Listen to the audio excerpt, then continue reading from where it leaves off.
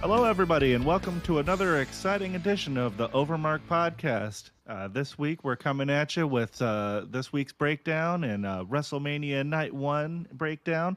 We're your hosts, Dave and TJ. And we're just going to go over a quick little recap. We got a lot going on this week. We're going to talk about there's a wrestling show every day this week, right? So it's like, we're going to talk about Monday Raw. Probably won't talk about NXT. We'll talk about Dynamite, Collisions on Thursday because they wanted to avoid the WrestleMania deal. We got SmackDown on Friday. Then we got WrestleMania Night 1 Saturday. And should be a lot of stuff to talk about. Yeah, I mean that's there's a lot. Some of the stuff we'll probably gloss over a little bit more than others, but it is what it is. But yeah, before we get started, obviously, give us a follow on YouTube and Spotify and Twitter and all that. Our link tree is in the bio. Check all of our stuff out, interact with us, let us know what we're doing right, what we're doing wrong, what we can improve on, what you'd like to see. Yeah, we like talking with everybody. Yeah.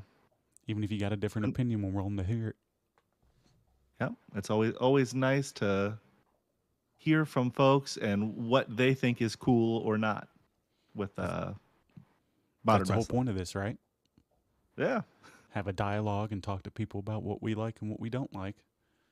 And sometimes the stuff that you don't like is more interesting than the stuff you do like. So even if you got that, toss it at us and we'll let you know if we agree. It's like the Howard Stern effect. More people used to listen to him that hated him than what liked him, it felt like. I mean, Floyd Mayweather, that's his whole career, right? Yeah. But we're going to jump right into it.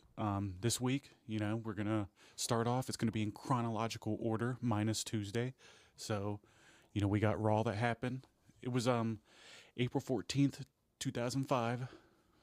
25. I'm probably off a little bit. I think it's 2025, I think. But I think if it was 2005, it might have been a cooler edition of Raw, even though it was Shawn Michaels and Taker, and was Austin doing a sheriff gimmick then, and that would have been nice. But anyways, what we have? 14206 here, the Golden One Center, Sacramento, CA.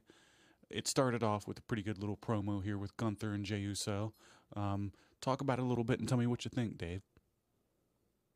Well, their build has been one of the ones to WrestleMania that I feel like they've done a pretty good job with.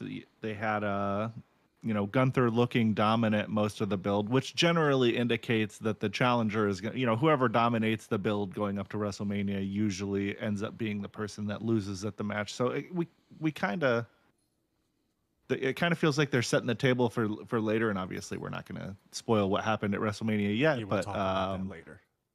They're definitely setting the table for what we ended up seeing last night, and it was good. I mean, everything made sense. It was pretty quick little segment with them. It wasn't anything crazy, and they had a good little back and forth. And Jey told everybody later in the night that he's going to shock the world and he is going to win. And there's good build, and this whole build should cement Jey Uso as a actual main eventer guy. It's not going to just be his nickname. Like, he's actually going to be a main event guy after this, I feel like. Yeah, it was pretty good because, he was just talking about he wanted Jey to come in confident, and that after he beats him, he's not going to be able to lace his boots, and he's going to put him down for a fourth consecutive time when it happens. It's the thing that he did to Jimmy was pretty good, and the way that he reacted the week after was pretty good too, just showing him that he wasn't scared. And he was saying, like, he was looking forward to calling his mother next week to tell her how much he enjoyed beating the hell out of Jey and all that. Like, Gunther's the man. He's pretty good. And I don't know. He's definitely going to be right back into some kind of top program. And, he's not going anywhere anytime soon. That guy's going to be on their TV for, like, the next 15 years. Yeah, I think this is like the fourth loss that they've had him take since he's been in the company. So, I mean, the guy's pretty well protected in terms of his character development and everything. This loss, if he does lose, isn't something that would hurt him. Yeah, well, it doesn't really seem like losses ever hurt the big guys in WWE anyways because of how they handle it. Some guys lose a lot, and it's doesn't really seem to matter at all. Nope. But we'll move right along. We got the WWE Women's Tag Team Champion, one half, Liv Morgan, with Raquel Rodriguez by her side. Who'd she end up going against here? Bailey. Bailey. It's kind of weird because we'll talk about it for a second, but it looks like Bailey's not going to be at WrestleMania today. Did you see that? Yeah, I was reading the reports, and it's she's not actually injured, so everybody, Yeah, I think it's don't storyline. freak out. It's all storyline, but yeah, she's storyline injured and pulled from the card, Yeah, and go ahead. the rumored replacement is Becky Lynch, but we'll see what actually happens this evening. About 12 hours from now, I guess we'll know. Maybe 10. I don't know. I don't know where the match is on the card, but yeah, like 10 hours from now, we'll know. Yeah, pretty interesting. The whole thing's weird because this whole like tag match kind of got tossed together. I feel like last minute, like they weren't even doing this tag match till that gauntlet match that they had won on SmackDown. Was it like 2 weeks ago. Yeah, 2 weeks ago. I mean, I like both of them. Bailey's usually good, and the Lyra Valkyria girl can always put on a good match. So I mean, nothing they do is offensive, and I'm sure the match that they have will be good against Liv, regardless of who's in it. But Becky will get a good pop, her coming back, and that'd be cool if that's what that is, I guess. But I mean, it's nothing too big, just the women's tag team championships. And I'm sure they'll do all right. I remember on Raw maybe about a month ago, or whenever Liv and Raquel won the belts, that was probably like the best women's tag match I've ever seen. So I mean, they're capable of putting on really good matches. It's just whether or not they have the time, I guess, right? I think we watched that, and obviously the listeners won't know this, but I'm pretty sure we watched that with Brandon. And Yeah. Brandon is, for perspective, he's a friend of TJ and ours that isn't necessarily a wrestling fan, but has been enjoying it and watching it with us. And as a casual fan, we kind of use him as the barometer for things, and he enjoyed that match quite a bit. So it's one of those, it's working across the board type of things, I think, with them. Yeah, he's been enjoying everything a lot, actually, I feel like. It's funny Yeah. seeing the guy. He's never really watched wrestling. We would just put the clips on a lot back in the day when you could still play YouTube videos on Discord, or we just share screens on whatever we were doing, and we would watch a lot of the old Attitude Era clips with like Stone Cold or like Gold Dust and Booker T. Just some of the older funny ones. But getting back on track here. Were we really finished talking about Bailey and Liv Morgan there? I mean, there's not really Yeah, I much to mean, talk about there. pretty much. Bailey picked up the win here by pinfall. There was a little bit of chicanery. The heel team tried to cheat, and the ref kind of caught them and was admonishing them. And then, Lyra kind of did like a thing where the face team kind of cheated a little bit. She did something with Liv Morgan when she was going into the ropes, and it distracted her or hit her or something, and Bailey was able to roll her up and get the win. Yeah, Liv Morgan's pretty good. I think her and Rhea are probably the best chicks they have by far. But Yeah. after that, it was Rey Mysterio versus Julius Creed and El Grande Americano. Came in and messed with them afterwards. Talk about this a little bit, Dave. Well, the build to this has been pretty good. The stuff that they're doing, the heel work with El Grande has been great.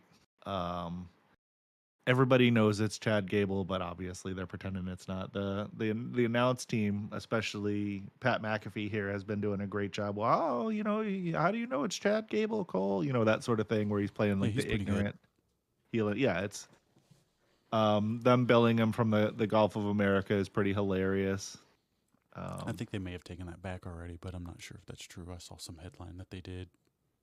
Yeah, I think they might have accidentally. I can't remember. I'll have to rewatch the match last night, but I think they might have introduced him as from the Gulf of Mexico. I can't recall, but it was pretty funny, and it's a play on the modern political climate, which WWE does that a lot. They going all the way back to like Iron Sheik and Hogan. They always used Yeah, geopolitical things. He keeps loading his mask.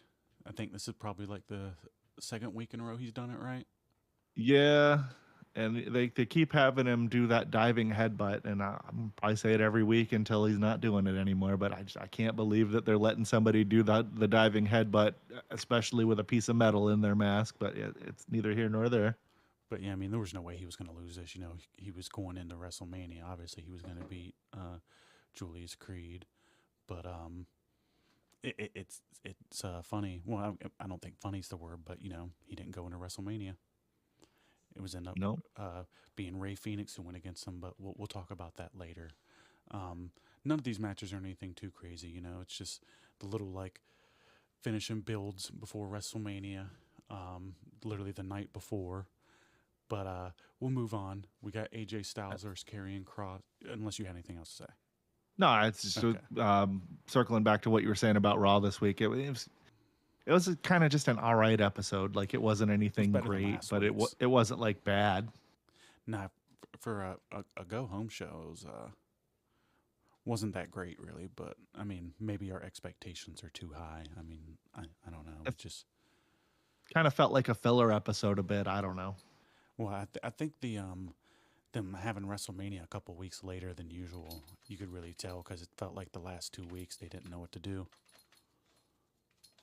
Yeah, by the time that they're having to fill time on these 2 weeks, they would already be at Mania usually. So yeah, it's But yeah, then they they had keep we'll move on. But yeah. they had AJ Styles versus Karrion Cross, and then Logan Paul came out afterwards.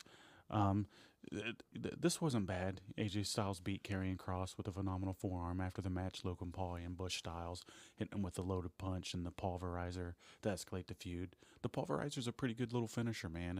It looks nice Yeah. and it kind of fits his whole high flying heel style. You know, usually you don't have heels doing the kind of moves he has, but with the way that he works and him being a show off, it actually works pretty good. And that this finisher should be pretty good for him, I feel like. And it's funny, you know, Karrion Cross has the same hair with everybody he works with, so he was like mimicking AJ Styles' hair here, and he kind of like it's like he sat there and let him hit him with it, right? So it's like he was trying to like bring out the savage side in AJ Styles to help him win at WrestleMania. I think Karrion Cross is kind of weird.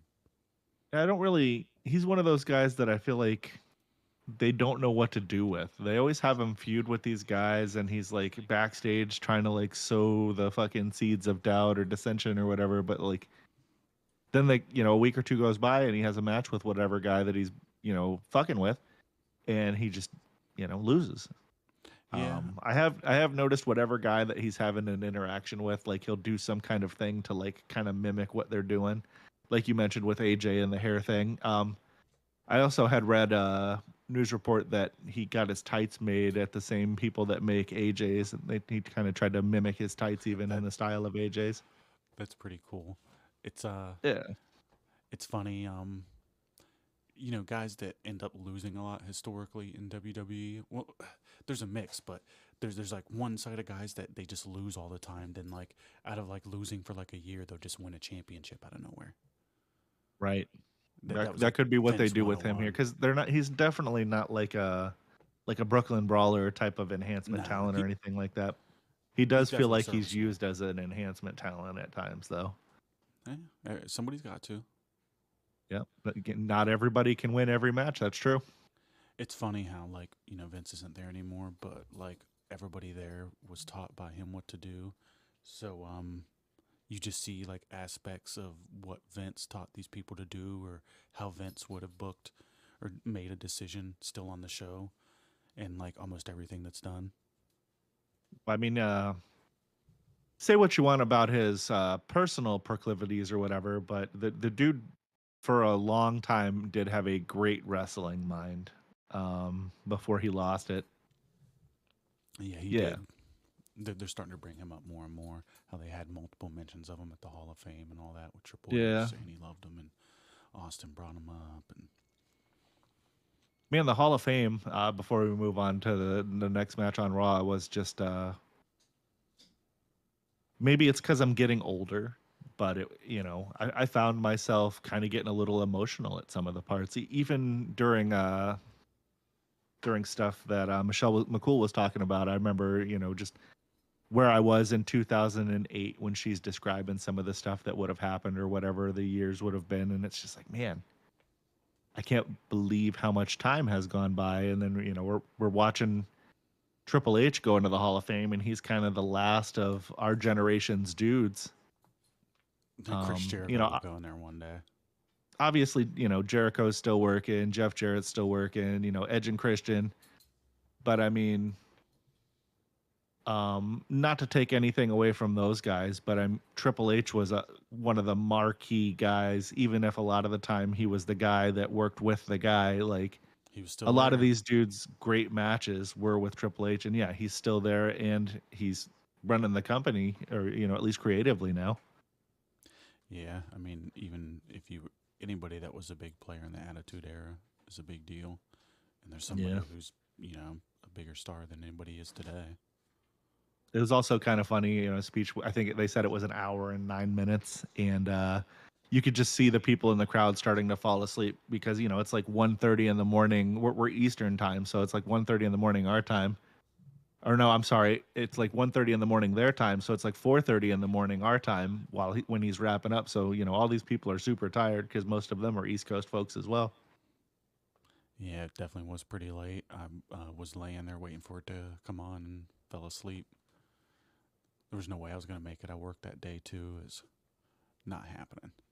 Yeah, Yeah, same. I mean, I had even fallen asleep during SmackDown, which is I think 3 hours is too long for a show. Maybe I'm getting old, but I just Raw is in the sweet spot. I think they kind of do like the 2 to 2 hour, 2.5 hour length. I think, and just not having to shoehorn that extra bit of stuff in there, and just being able to go out on it when it naturally feels like the show should end instead of having to make it be stretched out they should have makes had it it a on little bit better. Tuesday, I feel like. Yeah. But anyways, we'll move on to Finn Balor versus Penta, and Braun Breaker coming out afterwards. But Finn Balor faced Penta in a match and then in a DQ after Braun Breaker stormed in and attacked Balor. They had a brawl afterwards with everybody, and Judgment Day came in and got involved. Excuse me, not really much to get on about this match. Braun Breaker's awesome. Finn Balor's great. Penta's good. Um, really, everybody involved in this is good. And, they had a nice little interaction with each other, the brawl, like we were saying. Do you think that we'll see Demon Finn Balor anytime soon? I don't know. That'd be cool if they did do that. Um, I'm not You know, sure if they will or not. being that it's WrestleMania and dudes usually get like special entrances and things of that nature. Not all of them, but I think that probably now would be a good time to bust that out if they're gonna have Balor win this match. Not that I Yeah. think that they're gonna necessarily, but it'll probably be him or Dom. I Well, don't I know. I, think I can't see them taking the title off of Braun, but I don't know that he necessarily is gonna win. well if you, during the build up to this, like they've been doing a thing where it's like Finn and Dom have kind of like teased um like some dissension between them, and I think that they're gonna fuck Finn over, and Dom's gonna win. Um, and then there's gonna be a thing between the Judgment Day, and should be an alright little program because they've been talking shit to each other, and uh, just the next logical step. I mean, how long can guys be in a group and then act like they don't like each other? Yeah, it usually doesn't last very long. Yeah, they'll get another member in there too because remember they've been talking about having another member for a while. I Yeah. think there's a chance it might be Malachi Black. He's definitely showing up soon, or maybe he's gonna do his own thing. But plenty of people I to kind of choose. hope that they don't saddle him with them because Same here. some of the times they get caught up in like the comedy goof tropes a bit with the Judgment. Not that the Yeah. comedy wrestling is all bad, but I'd like to see him be a more serious character. I don't want to say give him like an Undertaker style of push, but he's a darker, kind of more Oh yeah, mystical character. So I'd like to see him, he's gonna be super do over that. when he Yeah. shows up. Everybody that comes from AEW is, but he's going to be more so than anybody else because he wasn't used correctly in any way, shape, or form over there, and they're definitely going to use him right, like right off the bat over there, and they're going to make him a big deal. And the Undertaker likes him too, so it just Yeah. all that stuff's just that he's one I of mean, Undertaker's guy. He would have already been in, like, now that Vince is gone, he would have already been like in the main event scene and all that oh yeah. if he was still there. And AEW did do some good stuff with Black. It's not to say that, Not his much, entire man. run there was like the stuff with him and Cody was great. Yeah, but like that was just in the beginning. After like a while, he didn't show up for like I think over a year, and then he comes back and does his first singles match return in thinking over a year, and they don't even build it up. And it was just on some random collision because remember that's where they had him. Yeah. I don't know. Well, he went over to Collision because that was going to be Punk's show, so I he know, knew he but was going to get used right over there, and then yeah. Well, we how know many what people happened did there. that happen to, where they're over there and not seeming too happy? I mean, it's happening to a whole bunch of people, but that's a conversation for another time, right? Yeah, Um, at some point we'll address the shortcomings of each promotion. Yeah, or really just the talent moving over, um, and then AEW's kind of picking up TNA's guys, or a chunk of them. But we'll go ahead and move on. CM Punk was backstage with Paul Heyman. Roman Reigns arrives. He pulled up in a vehicle, I forget what it was, and he sees Punk with his arm around Heyman and them talking backstage. Reigns definitely looked upset, and Heyman kind of ran up to him, and he was just ignoring him. Um, seemed like he was heading towards the ring because the next thing was the last segment with Reigns, Rollins, and then Punk. Pretty good segment. Why don't you talk about it, Dave? I feel like anything with any combination of these three guys, if you put them on TV, it's going to be pretty good. Yeah, They had a nice little segment of the them kind of going back and forth, and Roman Reigns actually shoves Paul Heyman in the face, like just face palm shoves him, and then fucking Seth Rollins was kind of going in on them, he with the chair, and Roman has his back turned and he kind of smashes him in the back with the chair like how he had done to him 10 years ago or whatever, and it's then happened a he couple gave times since then. But both. yeah, that's the historic shot. Yeah, and then he hit Reigns and Punk with the stomp and was kind of standing tall over everybody, as WrestleMania kind of looms in the background here. I don't know why I couldn't get all that out. The fuck's going on with me today? But yeah, all these guys are stars. Reigns has done really I good in this whole kind of program. Or sorry, Rollins. I think Rollins has done better than anybody else, really. At first, that wasn't the case, but I feel like the last 3 weeks he's really stepped it up, and his yeah. promos have been real solid. Um, his outfits haven't been as bad. He's just he's a really good talent. We've been watching him since he came in, both of us, and I took a little bit of a break from WWE for a couple years, but man, he's really stepped it up, and he's definitely gonna be one of their top guys for as long as he wants to be there, and he's gonna be for sure a Hall of Famer, and I look forward to everything he does. He's the man. Yeah. It's Well, on paper has the potential to be one of the better triple threat matches ever. I mean, we watched it. We'll talk about it later. It was good, yeah, we'll go into detail on that a little bit more, but but yeah, I overall, enjoyed this it. this week's episode of Raw was kind of like it was okay. The ring work was good. The promo work was good, but I don't know. I wasn't necessarily feeling it this week. Like that wasn't as hyped as the last few episodes have been. I don't know. Yeah, it definitely wasn't. I don't know if their momentum's slowing down a little bit, but we're gonna find that out after WrestleMania. I don't know if, what they're doing right now can go on forever, but we'll see. They could flip the switch on us. Oh, before we move on to the next talking point, WWE did announce yesterday during the WrestleMania pre-show that they acquired AAA, Yeah, which they is did. huge. That's not something that we have on the format here that we're going to go over or anything, but I just wanted to get that in there real quick. I mean, it's super historical from a wrestling standpoint. Hopefully, this is not going to be a bad thing for Lucha Libre. I Nobody knows what the future holds for the company. Kind of like when they got WCW, like nobody knew what the future was going to hold. You hope for all these potential dream matches and things like that, and they are doing a what was the name of that mixed card that they announced with NXT and AAA? I'm not sure, but they're doing Something one. I was something in more, June here. to be honest, I was just kind of focused on that lady that was just sitting there, like not like she was like a statue, like she was barely moving. I guess she's one of the owners of the company or something, but she had like some Yeah, goofy ass haircut and she had just this weird makeup on and she like barely moved. Like I feel like she only moved 3 times in like a little 10-minute segment that they had. And I don't know. I have to look that person up, but I don't know. it's For some reason, that's what I focused on.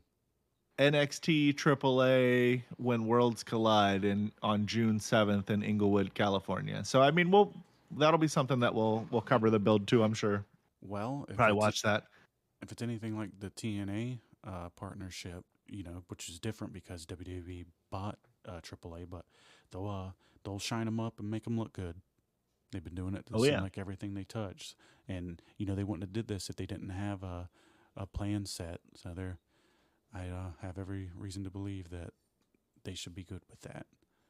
But we'll go ahead and move on to the next segment. We're gonna get through this one a little bit quicker, just because nothing too crazy to talk about. But we're gonna go through a Dynamite and Collision here. Um, this was on April 16th, not 2025. We're gonna go back to 2005 for this one. But no, I'm kidding. right. Uh, attendance 3,147. They were at the MGM Music Hall at Fenway, Boston. This place looked pretty cool. I like the setup. Um, it kind of reminded me of the ECW ballroom or whatever a little bit Yeah, with the how, the Hammerstein or whatever, or yeah, the Bingo Hall. Yeah, they did a. I've never seen this venue myself either, it's but nice. it's really cool. I didn't know that they had a venue like that at Fenway. I just thought it was the baseball park. So the fact that they have like an area for concerts there that is not just the baseball stadium is pretty cool. This crowd was Obviously, hot. we all know Fenway is kind of like one of the Yeah, iconic baseball parks, along with like Yankee Stadium. all these places are doing this kind of stuff. They got to pay for these places somehow. Right, because not every day are you going to sell out a baseball stadium, but Yeah, you could exactly. fit a few thousand people into a smaller area of the place and utilize it. It makes sense. But yeah, But anyway, circling back to this, this is a good you night of know, wrestling here, man. They did a better night of wrestling than Raw. This might have yep, been the best TV wrestling show this week. I think it was better than SmackDown too. If not, it was close. But what it was, the crowd was like really into this, like all night. Like they reacted pretty well to everything. This is probably the best crowd they've had on a yeah, TV for show. I feel in for months. 3100, they got good crowd sound. It sounded like a bigger crowd than what they had there, so that was cool for them. But And yeah, also, it was the history making 289th episode of AEW Dynamite, officially making it the longest running weekly primetime wrestling show in Turner sports history, did you see surpassing Tony come out? WCW Monday Nitro. Did you see that little video where Tony came out afterwards, like, yeah, yeah, like he was all hyped up, like talking about how it was, the longest running Turner wrestling show now. Yeah, and it's really cool. They should be excited for this. It is a actually pretty big deal. I know a lot of people that are tribalists, for the WWE will try to tell you, oh, it's not that big a deal and things of that nature. And one of the most common things that I'm hearing is, they'll never pull over 6 million people like WCW. And it's like that, that's a fair criticism. But also, WWE isn't pulling the same numbers that they pulled back then either. So the industry overall is in a Landscape's different changed. place, yeah, than what it was 25 years ago. I don't think any wrestling program will pull the numbers that they pulled in the Attitude Era, and that's not a knock on the quality of the product. That's just the nature of people consuming wrestling in 2025. You care if I burn through this and you just interject Oh if yeah, you want? let's get going. No, so I'm gonna jump through this and you just interject. So we had Mercedes Monet versus Athena. This was a good match. we don't have listed how long it was here, but I feel like this is like 25 minutes, maybe longer. This is a good Yeah, we'll match. start putting the times in the matches. That's a good suggestion. I hadn't thought of that.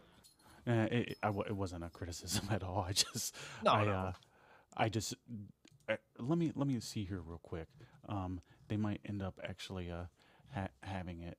If they don't, it's no big While deal. he's looking that up, I'll talk about the match a little bit. This was really good back and forth. TJ and I enjoyed the hell out of this match. It feels like one of those ones that should have been saved maybe for a pay-per-view or the finale of the tournament, because Athena has held the Ring of Honor belts for what, like over 400 days or whatever it is. You know, she's a I think it's longer than pretty well that. decorated champion in Ring of Honor, and then you got Mercedes many belts or whatever her nickname is. Um, But what I was going to say I don't about know. this is that basically Mercedes Monet can't have a match with somebody that she has to carry and have it be this good. But when she has like the right opponent, like Chris Statlander or like that Stephanie Verkeer chick, she can actually put on really good matches. I don't know if she's putting the matches together, but they're generally like pretty decent when she has somebody else to go against that's good in the ring. Um, I don't know if she should have won this match, but what you were just saying is correct. Like it should have been held on for later. They didn't have to have this match right now. You know, it seems like the whole ROH TV deal thing's falling apart because they're bringing all the people over. But either Yeah, way, I feel like the wrong person match or just maybe wrong match, wrong timing. But it was a really good match, and Mercedes Monet has been having a little bit better matches lately. But I'm still not really crazy about her whole gimmick and everything. But um, whatever. CEO, It was CEO. decent. It seems like Harley Cameron is like maybe going to be the person to beat her for one of her belts at some point because she's kind of attached to her. But we'll jump to Hangman Page first, the debuting Josh Alexander. Real quick before that, Harley Cameron, super over, digging Yeah, the work that she's doing. As goofy as the puppet thing is, it works.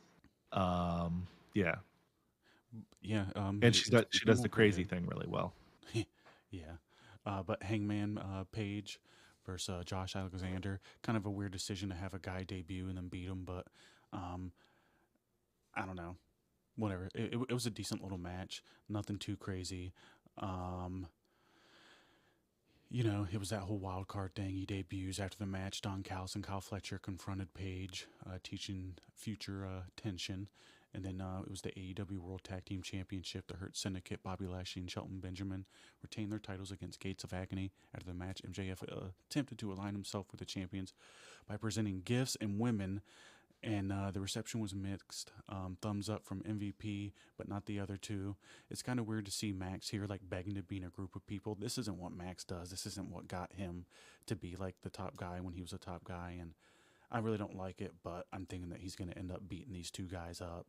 Um, getting his Yeah, own group. I think some guys he'll are going to figure out debut and some help way to him. fuck them over.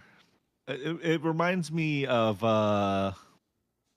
when Max was trying to court the dinner circle early on, and The dinner you know, circle, or you mean the inner oh, circle?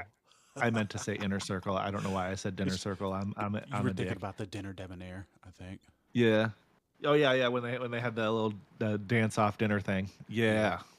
Yeah, But isn't it weird how when we get older, our brains just like mesh shit together, and there was no rhyme or reason of it. It's just that's how it happens. it definitely wasn't me insulting Chris Jericho's physique, which could use some work. But that's not what we're doing here. We're not body shaming anybody, because my physique could use some work too.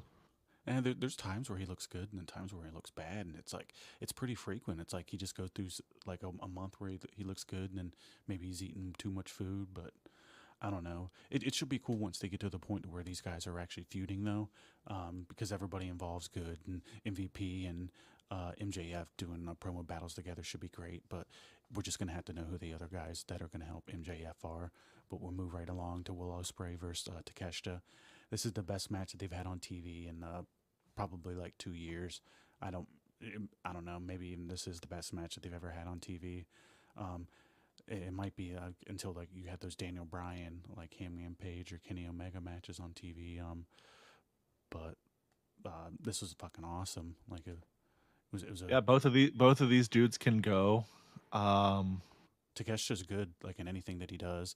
Like it sucks that when they had that international championship on him, he was over doing these matches like overseas. Like this is the guy that they should like be really building in or build like the future in their company. Like it's obvious he can fucking go. They got him with Don Callis. They got the voice. Like they should be literally like put a rocket on this fucking guy because the sky's the limit. And when WWE picks this guy up, when his fucking shit runs out, they're gonna, I don't know, they're gonna see what they miss out on because this guy's fucking great. I've been saying it for a while, haven't I? Like I've always been really high on Takeshita. And Will Oh Ospreay's yeah. fucking Will Ospreay's good. The only criticism I have of this match is they rush through it. Some of their spots look a little bit sloppy and not tight because of how fast they're going.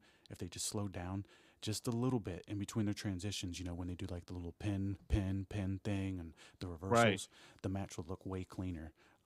But beyond that, And it this was good. isn't us being boomer wrestling fans. Oh, you gotta slow all the shit down. You're doing too much gymnastic No, I'm move. not. I'm No, not saying don't do what they're not doing.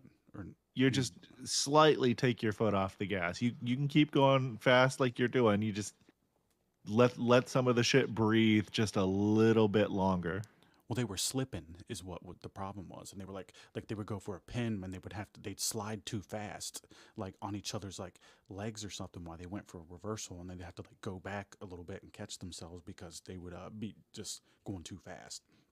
Yeah.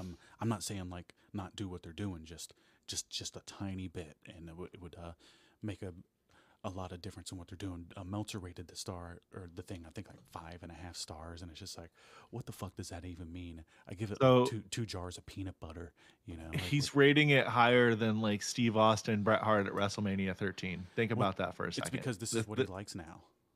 This guy is fucking delusional. I'm not saying that this wasn't a good match or even a great No, it was match, but awesome. It deserves all the accolades in the world, but you know, like what the fuck does this guy's opinion mean, and what is that really based on? Five. So you have a star rating that's 5, and out of nowhere you just decide that like, oh man, when they have these really good matches with these guys that I like, um, I'm gonna rate it a 5.5. It's like, nah, I don't know about that, man. I'd say it was like a 3. I don't know. Yeah, Maybe at some point we'll hammer out our own rating system. yeah. Um, Even if it is something as lame as a star system, and just be like, oh yeah, and try to keep it more realistic than Well, you know how they're doing because it thumbs just feel down like with yeah, it just MJF, feels like that he glazes AEW's matches. And again, JPW too. yeah, all of the matches on this card were good. So we're not discrediting that. This is probably one of the best episodes of Dynamite that I've watched in a long time. And I mean, everybody knows that I'm fairly critical of the AEW product. I didn't really have stuff to be critical of this episode that was like, anything that I was critical of was just small basic shit. It wasn't like, oh, this didn't make sense. Everything made sense. The storytelling was good. The matches were good. Yeah.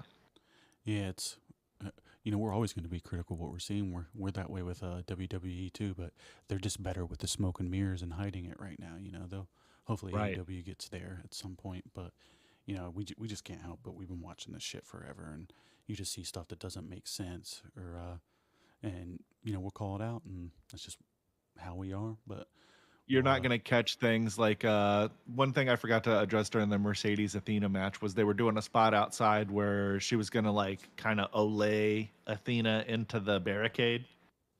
And you see Mercedes out there on the floor with the camera right on her, and she's like talking to the ringside guy trying to get him to move, and he's not moving. And then like you can see her visually like pointing at the guy to like move the fuck out of the way because she's gonna throw Athena into the barricade there. And it's like you wouldn't get that on WWE. That's one of the things that they would catch in the production meeting. They'd be telling the yeah, guy, "Hey, man, when these girls go out on the floor, you need to scamper the fuck out of the way because old girl's gonna Olay her into the barricade right where you're at." And then you're not having to have them communicate that on TV on camera. Um, that's just one of those things that would polish the show a little bit better. It's and not a hopefully they'll knock. get there. Yeah. But And then moving there right was the on. main event match, like the with the Ops and the Death Riders. I'll let TJ go on with this one. So it was Samoa Joe, Powerhouse Hobbs, and Shibata. Usually it's Hook in there, but they replaced Hook with Hobbs because he got hurt. I guess I don't know if that's real He or took some kind of move onto his stomach on a chair, and they physically were showing him like he was on Oh, TV he was throwing throwing up, up. That's right. I didn't catch and it on TV, but I heard Jim talking about it. they had to take him to the hospital, and Taz, that's why Taz wasn't commentating because he was at the hospital Yeah. with him. But yeah. So Hobbs came out there, was like the surprise guy that went with them. They defeated the Death Riders. Moxley, who also replaced somebody that was hurt, and what is Pac. it, Pac? Yeah, and so it was Pac replaced with Moxley, Claudio Castagnoli, and Wheeler Yuta to win the AEW World Trios titles. Joe made Moxley pass out with the Coquina clutch to secure the victory. Will Ospreay, Swerve Strickland, and a whole bunch of the locker room came out and celebrated with them because I guess this is like the first onion peeling away or whatever, or and the Death This is Riders kind of starting to lose. like the NWO getting defeated in WCW back in the day when everybody came out and held Luger up on their shoulders when he got the belt off of this is the trios title equivalent to that, I feel. Yeah, they haven't really been using the trios titles for a while too. Like almost the whole time that the Death Riders have had it, I think they only had like 3 defenses, and Yeah. they've all been lately. I feel like there was like one early, and then maybe two uh, recently. I don't know the exact number, but it hasn't been a lot. But like we said, this is a pretty good episode. The storytelling was there, the matches were good, and we went over that a couple times. I don't have much bad to say. There's small little criticisms, but we got an unusual Thursday collision here that came up. This was on April 17th, 2025, not 2005 again.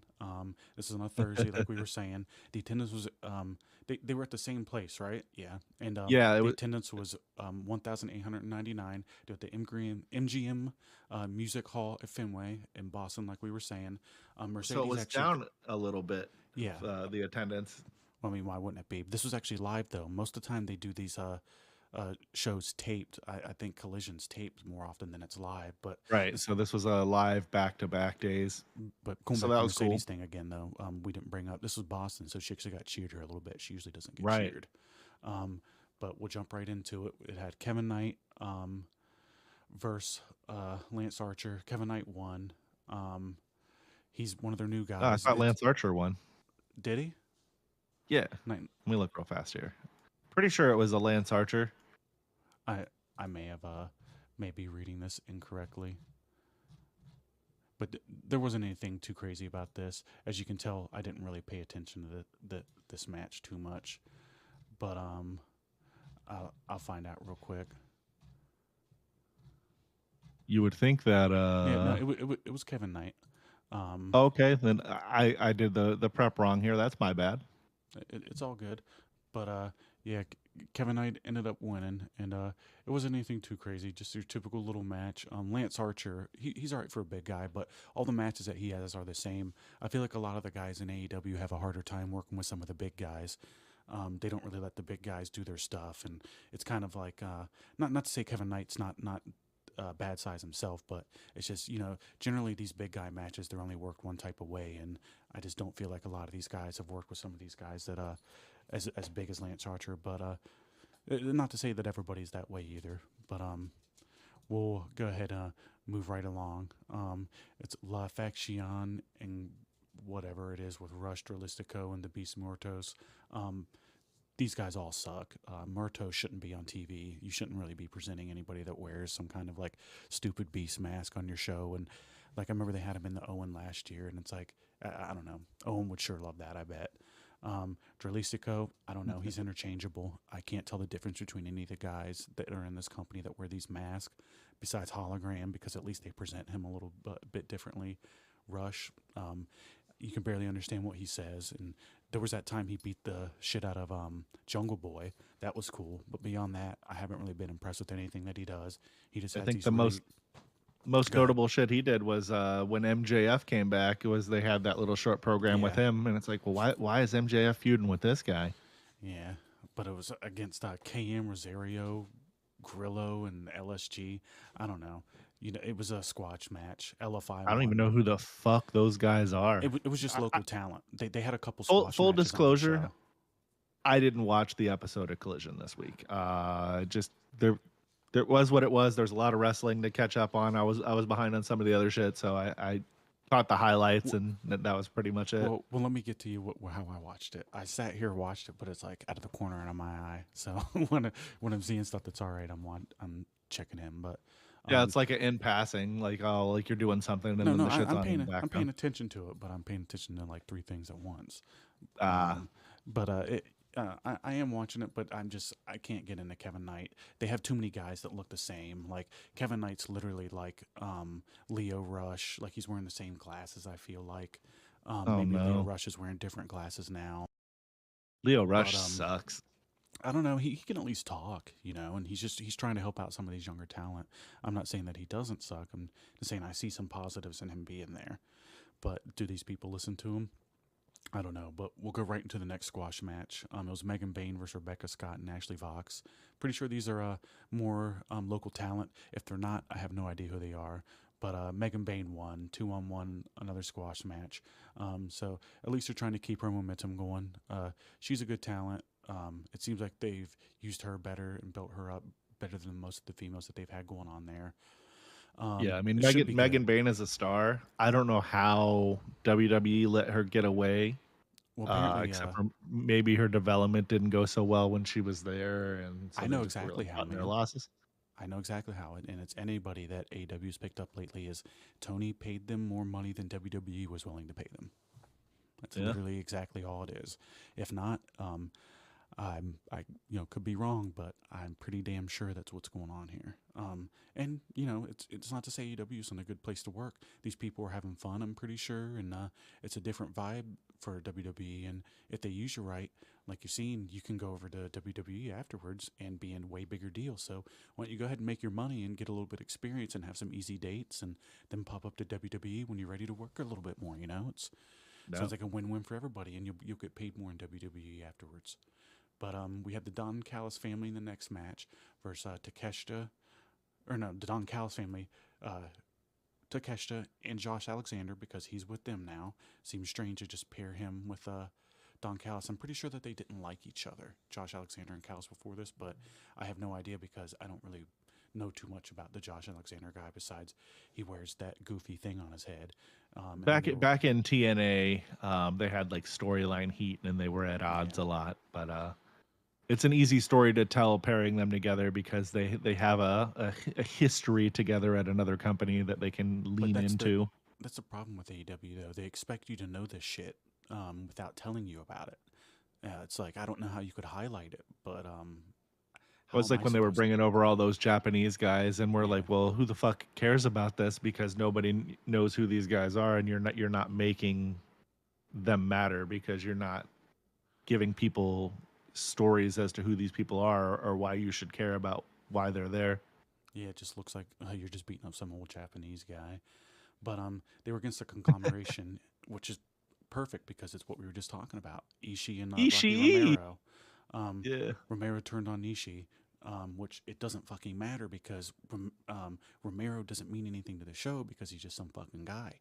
All Romero is a guy that works there that has a good relationship with NJPW and other companies, so they just let him wrestle on TV a little bit. But Romero joined Callis. Um, when Trent Beretta showed up and they made Reform Roppongi Vice, which I could fucking care Oh less about, man. no. That'd be like me reforming my hand with my ass when I wipe it. Nobody cares and it stinks, Like you don't want anything to do with it. Trent Beretta's a good talent. Uh, Maybe he can pull up being a heel, but he should be on his fucking own. Like and again, I don't care about Romero, and Ishii can barely move. He's like a fucking bowling ball with like a head and arms and legs. And um, I don't know. I understand some of this fan base likes it, but you can't really have anyone get over having a match with this guy. Could you imagine flipping channels when you're 15 years old and you just see this guy wrestling these people on TV, and it's just I don't know. Some strong style Japanese kind of match where the dude's like 50 and can barely move. And all they do is just punch each other around a little bit. Uh, But we'll move on. Nick Wayne versus Commander, ROH World TV or Television Championship. Um, Nick Wayne dethroned Commander to win his first singles title in AEW ROH. I'll go back to the toilet paper ass wiping thing I just talked about again. Um, that ROH title, sorry, I got a little bit close, should essentially be the equivalent of toilet paper after I've wiped my ass with it. It means nothing. Nobody cares about ROH. They really need to stop having these titles on AEW TV. I feel like when they first brought ROH in to AEW is when like a lot of the decline started to happen and the confusion and the titles meant less and um, overall nothing good has come out of having ROH on AEW TV and when you have more titles the titles mean less and Nick Wayne's okay I guess but he's just like a 19-year-old little kid. Commander fucking sucks. He's probably one of the worst guys I've ever seen on TV. He can't have a realistic looking match. Every time he does anything it brings me out of what I'm watching. It's just there's obvious cooperation that goes on in every match that he has and count me out. I don't want anything to do with it. And if I never saw this guy again for the rest of my life, it would be something that I would appreciate. But I know that he will be right back on TV in no time, and we will have to sit through his stupid, boring bullshit where he jumps up and down on the ropes. But we'll move on past that. And I mean, the best thing that Nick Wayne does is he has a really hot mom. um, I mean, that's all right, I guess. And Nick Wayne should be a good future talent. He's young and he's got a lot of room to improve. And I'm sure if I was 19, I'd be worse than he is. But I'm just mainly shitting on ROH titles and Commander. Yeah. He's another interchangeable guy, but he's actually worse because some of the things that he does to stand out are terrible, and mainly that jumping up and down on the rope thing. We'll move on to Adam Cole versus Claudio Castagnoli, AEW TNT Championship. Cole retained his title in a hard-fought match against Claudio. It was a good match. Nothing too crazy, serviceable. Adam Cole's all right. Claudio's all right. None of these guys have been really used too great, but they're serviceable at any time they would have a match together. It would be something that would be pretty decent. Do you We'll ever move on. think there's a time that Adam Cole is going to start picking up heavy items and then putting them down and then just doing that over and over a bunch of times until he has some It size put on him? Or do it you think looks that he's going to just be the size of a high school kid the rest of his career? it looks like he's gained a little bit of definition, like not size, but he looks a little bit more toned, I guess. That would be cool. I mean, he looks like shit. You know, he's real pale and um, he's just one of those guys that are tiny with a big head. Yeah. If he put on size, it would probably help him a lot. But He's out there looking like Tom Hanks from Philadelphia. well, no, he's just a buggy whipped arm goof. You know, it's Yeah. pretty much all he is. But we got Chris Hit that curl Statlander. machine, Adam Cole. Come on. No, he's not going to do that. He's on Twitch all the time, which he's probably making a shit ton of money from it. So why wouldn't he do that? Go to Um, the gym 1 hour a day, every day. he's got enough money to have a gym in his house. But we'll move on to Chris Statlander and Julia Hart versus Mercedes Monet and Harley Cameron. Statlander and Hart closed out the show with a strong tag team victory in the main event. I was surprised they won. I thought Mercedes Monet was going to win. She's definitely, got creative control in that fucking company. And that was something I was also going to bring up in the Athena match that she had. It's like that, I don't know. It just seems like she's kind of calling her own shots there. But what do I know? Tony's a huge mark, So so he could, is it like a Mercedes Hogan type of deal? yeah, I'm pretty sure. Well, I mean, that's what you see all the memes about it. But Yeah. there was also a backstage brawl between Powerhouse Hobbs and Bill. They were officially inducted into the Ops after the Trios title win on Dynamite for Hobbs. So that's cool, I guess. Makes sense Yeah, it's good considering. to see them do something with Hobbs that isn't, him just coming out and having a dominating performance and then still losing the match. I felt like he's one of the guys that they haven't used right necessarily. And He definitely is one of those guys. this There's no pairing, question about that. this pairing here is a good one for him, I think. Yeah, same here. It's good seeing them do something with him.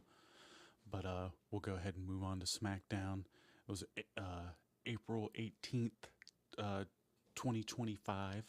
There was 17,000 people here at the T-Mobile Arena in Las Vegas, Nevada. They We didn't started have the exact number. It was like 17,000 something, but yeah, I just put close 17,000 enough. plus because we weren't able to get the exact numbers yet for some reason. They haven't been released. But talk to us about the Seth Rollins promo, Dave. Well, he comes out and he's doing his Rollins thing. He's a little bit more serious than what he usually is coming out, which I've liked seeing Yeah, from that's him. how he's been the In this. past couple weeks. Yeah, he hasn't just been his usual kind of goofy self. He's taken this seriously, and it's showing. He comes out there and he's telling the fans or telling Punk about how he just came back for the money. That he's a liar, a fraud, a coward, the usual things that Rollins has been telling him.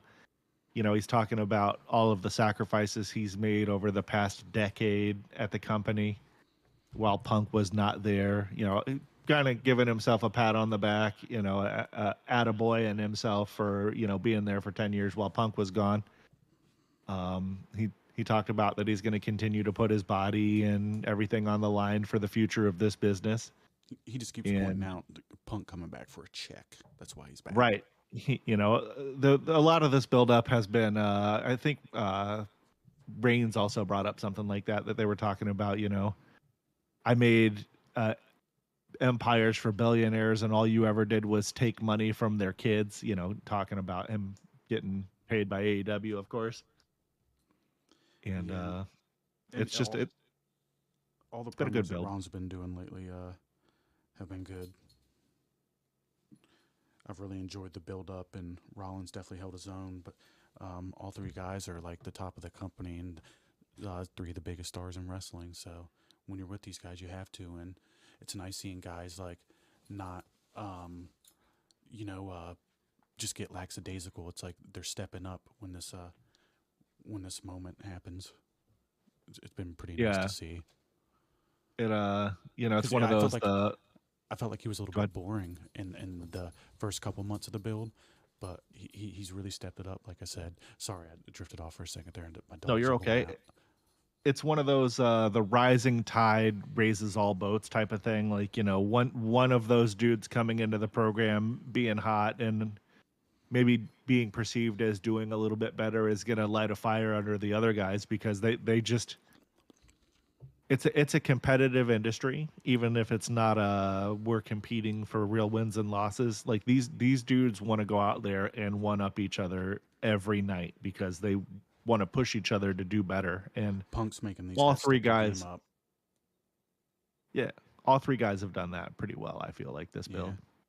I feel like all these guys, like, in wrestling, you want to keep your spot, and none of these guys are going to lose their spot. But, Punk comes in out of nowhere, and these guys are like, oh, fuck. Like, they definitely stepped it up. And like I said, it's been nice to see, and I've really enjoyed it.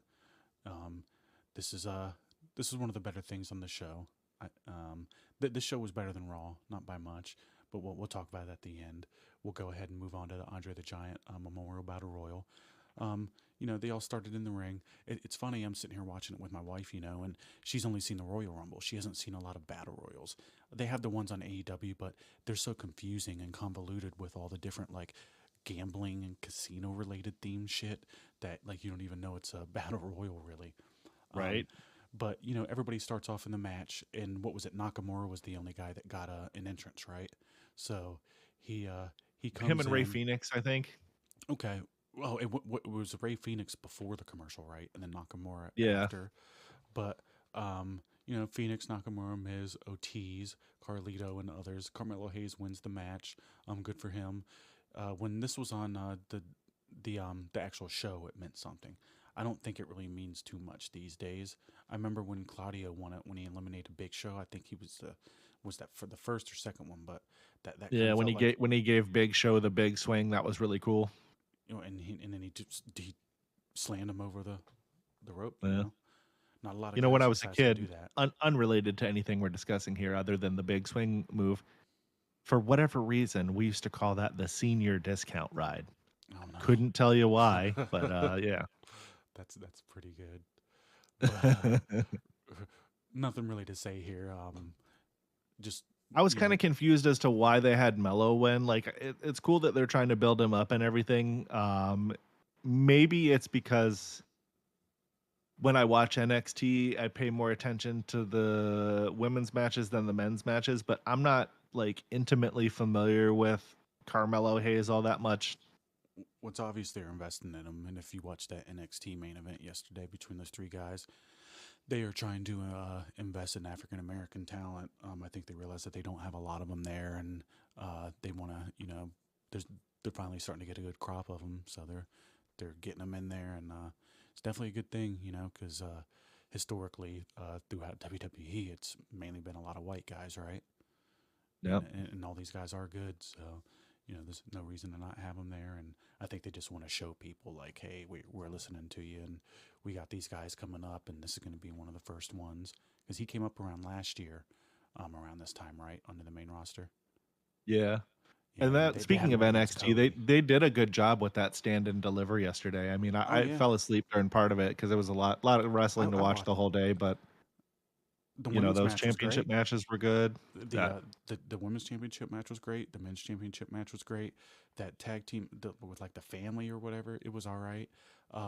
They had that women's match. Was it the tables match or the TLC? I don't know. I think it was just a ladder match actually, but that was Yeah, the probably the ladder worst match. match that they had. None of those chicks were really ready for that, and they The, put them there in were a some stiff bumps in that match. I'm surprised that nobody came out of that match maybe they did. actually injured.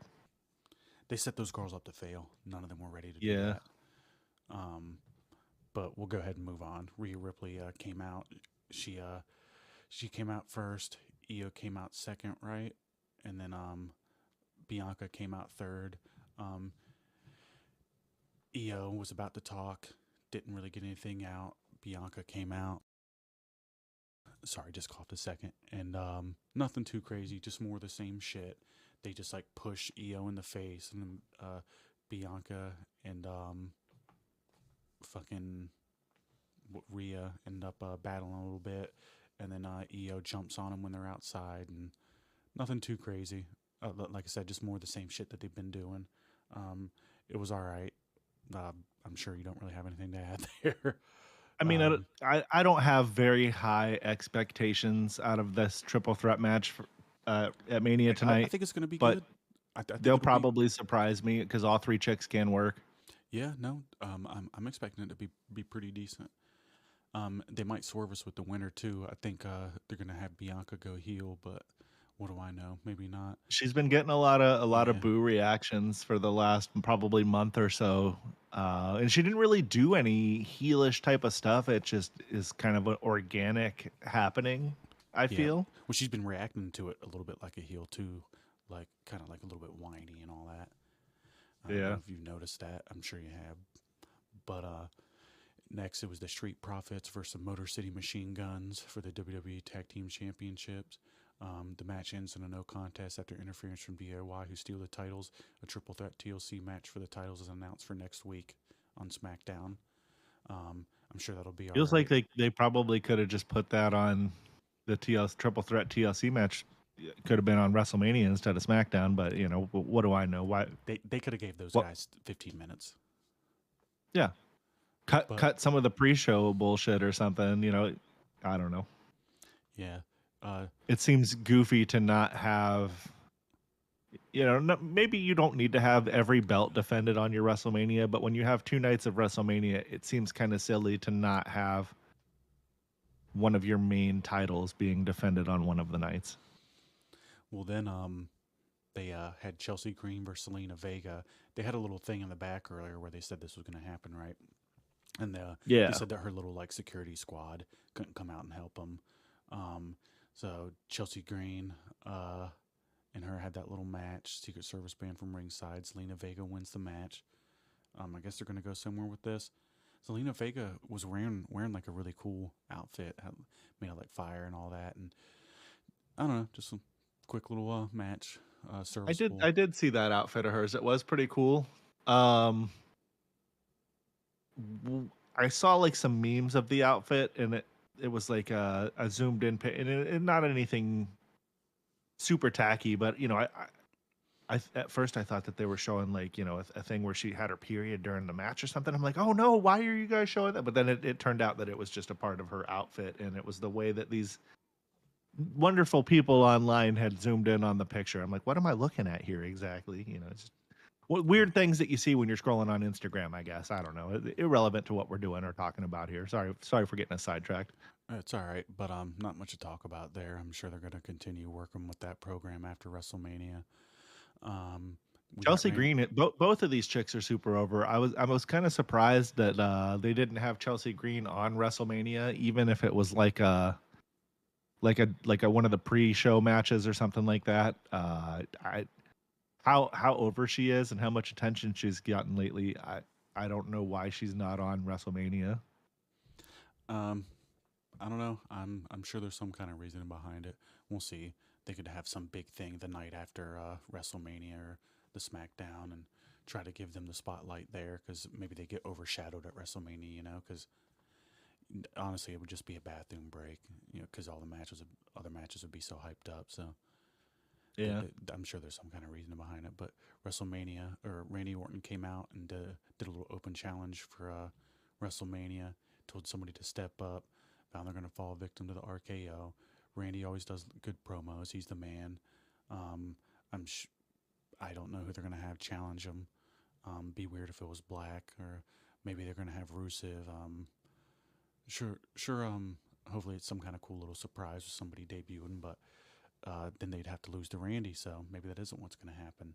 They might There's have been a somebody. lot of calls online. I've seen people begging for it to be Nick Aldis. Um, Yeah, I've heard I that wouldn't be too. super opposed to that. His, I don't know how much of him you watched when he was Magnus and TNA, but the dude can No. work a pretty good match.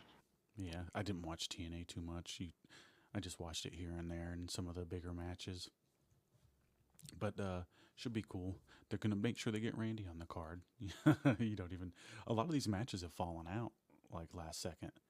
Um, but we'll move right on to LA Knight and Solo Sikoa. The match ends in a no contest due to interference from Jacob Fatu. Braun Strowman joins LA Knight and a tag team match is set. Then we got LA Knight and Braun Strowman versus Jacob Fatu and Solo Sikoa. LA Knight and Braun Strowman win the match. Um, uh, it was all right, nothing crazy. This is all serviceable shit. None of these matches were too long. They're just trying to get these guys on here, uh, sell the matches, get you hyped up for the next day. Anything you want to add to this?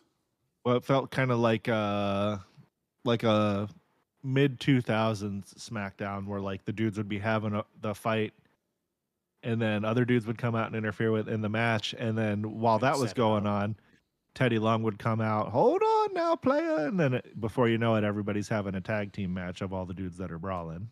I wonder So if it, Teddy's still it working felt kind there. of like that. I don't think he is. Who what? I wonder if Teddy's still working there. I don't think so. He might be on like a Legends deal. Yeah, he's hopefully popping up a little bit to check on the guys. He's pretty cool. It's nice how he started off as a ref and actually got on the TV, and that doesn't happen a lot. Most of the refs just Right. stay doing that. But we'll go ahead and move on. We got Rey Mysterio and Dragon Lee in Phoenix versus Chad Gable and the Creed brothers. I'm gonna keep saying the same shit I've been saying all night. Not much really to say here. It's just another serviceable match. They all got their shit in. Um, you know, it, it was all right. The guys that you thought would have won, Rey Mysterio and them. And then it was the Cody Rhodes and the John Cena segment. This was pretty good. Circling back to that Rey Mysterio thing real quick, this is the match that he got hurt on. He tore his Yeah, groin, and that was why he ended up being off of WrestleMania. So maybe don't have the 50-year-old guy that's about to wrestle the next day on your WrestleMania pay-per-view compete in a match the day prior, because things like this can happen, and now one of your big stars is off of the card. yeah, and So that was they questionable announced on the decision making. pre-show, on the kickoff thing that was going to happen. They did a little interview with him, and he said that he was going to go out, and then they replaced him with Phoenix. I think we talked about that earlier. Um, but we'll move Yeah. right along. Cody Rhodes for John Cena segment. This was pretty good. I enjoyed it. The crowd was booing Cody at first, um, and Cody kind of turned it around. Cena talked for a while, and then Cody just kind of sat there and let him talk at him. And then he started insulting him and turned it around and got them cheering for him and doing a little Cody Rhodes song and all that. But It was bad. He said something like Cena was like paler than Sting at Starcade '97, and he said I his like like that line popped yeah, me. and he said his like neck was like a stack of dimes or some shit, and um, I don't know.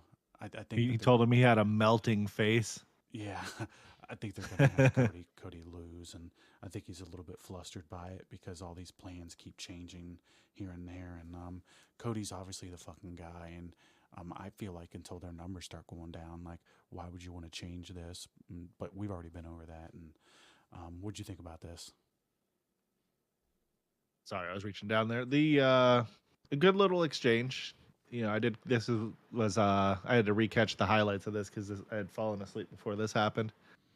I enjoyed their back and forth. You know, him continuously reminding Cena that he can't wrestle is that's a good one. And What's then funny too, you know, when they were booing him though, he's like, "See, this is who you're fighting for." yep. it, But it, Cena is great at being able to ad lib during promos. That's definitely been one of his strengths for uh, most of his career, if not all of it. Yeah, this build's And kind of stank though, man. It hasn't been all yeah, that. You know, Cena hasn't been able to be there, so then Cody was carrying the feud by himself. Something must have happened in this thing because like The Rock hasn't been there since, and maybe he'll be there tonight. But it's just like this whole thing's rushed. It's a mess. I feel like The Rock came and wanted to interject his stuff, and somewhere along the line it didn't work out, and I may be completely guessing, and that's exactly what this is. But I bet you Triple H got frustrated, and him and The Rock got in a little bit of argument, and The Rock said, "Fuck it, I'm gonna remove myself from this then," and that's why they're going with what they're doing now. Sound about right? yeah. I don't know. I'm thinking that we'll probably see Rock tonight, and um, maybe They're we'll gonna see screw him. Austin. Maybe not. I keep seeing little things online that's like, oh, Austin's there. Obviously, we all know Austin's there. We saw him a bunch of times yesterday, and fucking, we saw him at the Hall of Fame. They Which, definitely by the screw way, Cody him over. and Bret Hart getting that match in there. Just seeing those two dudes and them talk about that match. I talked about being a little bit emotional for the Hall of Fame. That was definitely a little emotional for me. And then when they cracked open the beers, it was kind of funny to watch Punk. He's like taking a few steps back, like almost like the Homer Simpson disappearing into the bushes meme. That's funny. He didn't want to get any of that beer splashed on him. Yeah. Um, I didn't watch the Hall of Fame, so that's all you on that one. I fell asleep, and I just, too busy on the day of WrestleMania to really want to check any of that shit out. I'm sure I'll check it out later, but I don't know. It was long. It was good. To cap it off, though, they had another exchange, and this is the second time that they've gotten physical during this build. And Cody countered with the crossroads and left them laying and walked out, and kind of, if you've been watching wrestling, leads you to believe that Cody's probably going to lose because usually the guy that gets the upper hand the last time is the guy that loses. But they could be trying to swerve us. He keeps trying to do that, Triple H. So I'm really hoping that we're in for a little surprise there, and Cody's going to win. But either way, I'm sure it'll be good stuff. And if Cody does have to do a little climb for the title, a lot of times the chase is better than the title itself. So it should be good stuff, right? Yeah. The championship chase is definitely a historically good thing for a lot of guys. So you ready to talk about WrestleMania here? Yes, we are. The big event, night one. The part of the reason why we're recording this today instead of yesterday. Well, that and I was sick yesterday. I wasn't feeling good, so we pushed the show back a day, which is good because now we get to talk about WrestleMania night one, and then tomorrow we're gonna have a bonus episode of WrestleMania night two that we're gonna record. So you'll have both nights back to back days instead of having to wait a week apart or some kind of goofy stuff like that. I just realized something So too. Like when we what's were that? talking about NXT and stuff, and then like we kind of glossed over it and didn't talk about it, and then later we were like, oh, talking about like it was all right. We were basically acting like Saturday was Tuesday. You know what I mean? Because Yeah. I didn't watch Tuesday NXT at all. So in my head, I was literally talking about Saturday. But they had talked about WrestleMania Day a little bit before we jump to the event, but they literally had wrestling all day of WWE, or watching something since 12 o'clock to what was it, like almost 11. It was just Yeah, all. literally a good 11, 12 hours of wrestling and wrestling content that was all new. But watching that kickoff show, you could tell everybody was having a lot of fun. Like with no Vince there, everybody's more themselves, showing more character. Um, you can legitimately tell like Michael Cole's enjoying himself. You could tell that Booker T's enjoying himself, like because his commentary used to be terrible, and it's not much better now, but it is If a little you bit better. I know you don't watch NXT very often, No, but and I don't know how he's not getting in trouble at home, but during some of these chick matches, he's kind of essentially like the new Jerry the King Lawler. Stephanie Vakir does that one move that Velvet Sky used to do, yeah, where she gets the girl's head between her legs, and flips her over so that her rear is in the air, and then she's Charlotte smashing the did it in girl's her face match down. last night. Yeah. Um, when she's doing that move, and on the show she hit it on like 3 or 4 girls in succession, yes, on Saturday. So Booker T, every time that she's doing it, he's like, oh, and it's Yeah, just I like, all heard right, that bug. those noises. He kept making those weird noises, and I don't know. There'd have to be some point. I'm sure Triple or Sean's back there, and he just like, come on, man. But it just shows you that they're just letting everybody do their own thing, and Yeah. they're not really trying to hold anybody back. And I think it does make for a better product. Letting everybody be themselves. But so literally it was an NXT from kickoff show from 12. NXT started at 1, and then I think it ended at 4, or maybe it was 3. I don't know, Yeah. but they started the kickoff show I think at 4, and then it went from 4 to 3, or sorry, 4 to 7, and then 7 o'clock hit, and then WrestleMania went from 7 I think to 10:30, or maybe it was closer to 11. But It was close to 11. WrestleMania was a good show. Um, it was just, Saturday, night one, 61,467 in attendance. Shawn Michaels came out and announced it. I was wondering, remember I asked that earlier in the night? Like, I wonder who they're going to have come out and announce the attendance, because it's Yeah. always somebody different. But Shawn came out and announced it, but that's not what happened right now. It's really really good to see Sean. Maybe it's because I'm nostalgic, and I pine for the days of yesteryear, but seeing these guys running the show now is great to me. It's funny.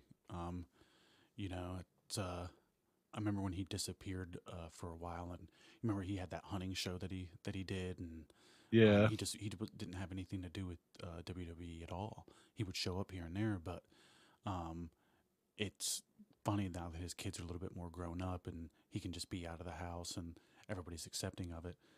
He's like wrestling's his life again, and him and Hunter, and they're literally just running the show together. Um, I guess it's good because they're doing good shit. But we'll go ahead Yeah. and jump right in.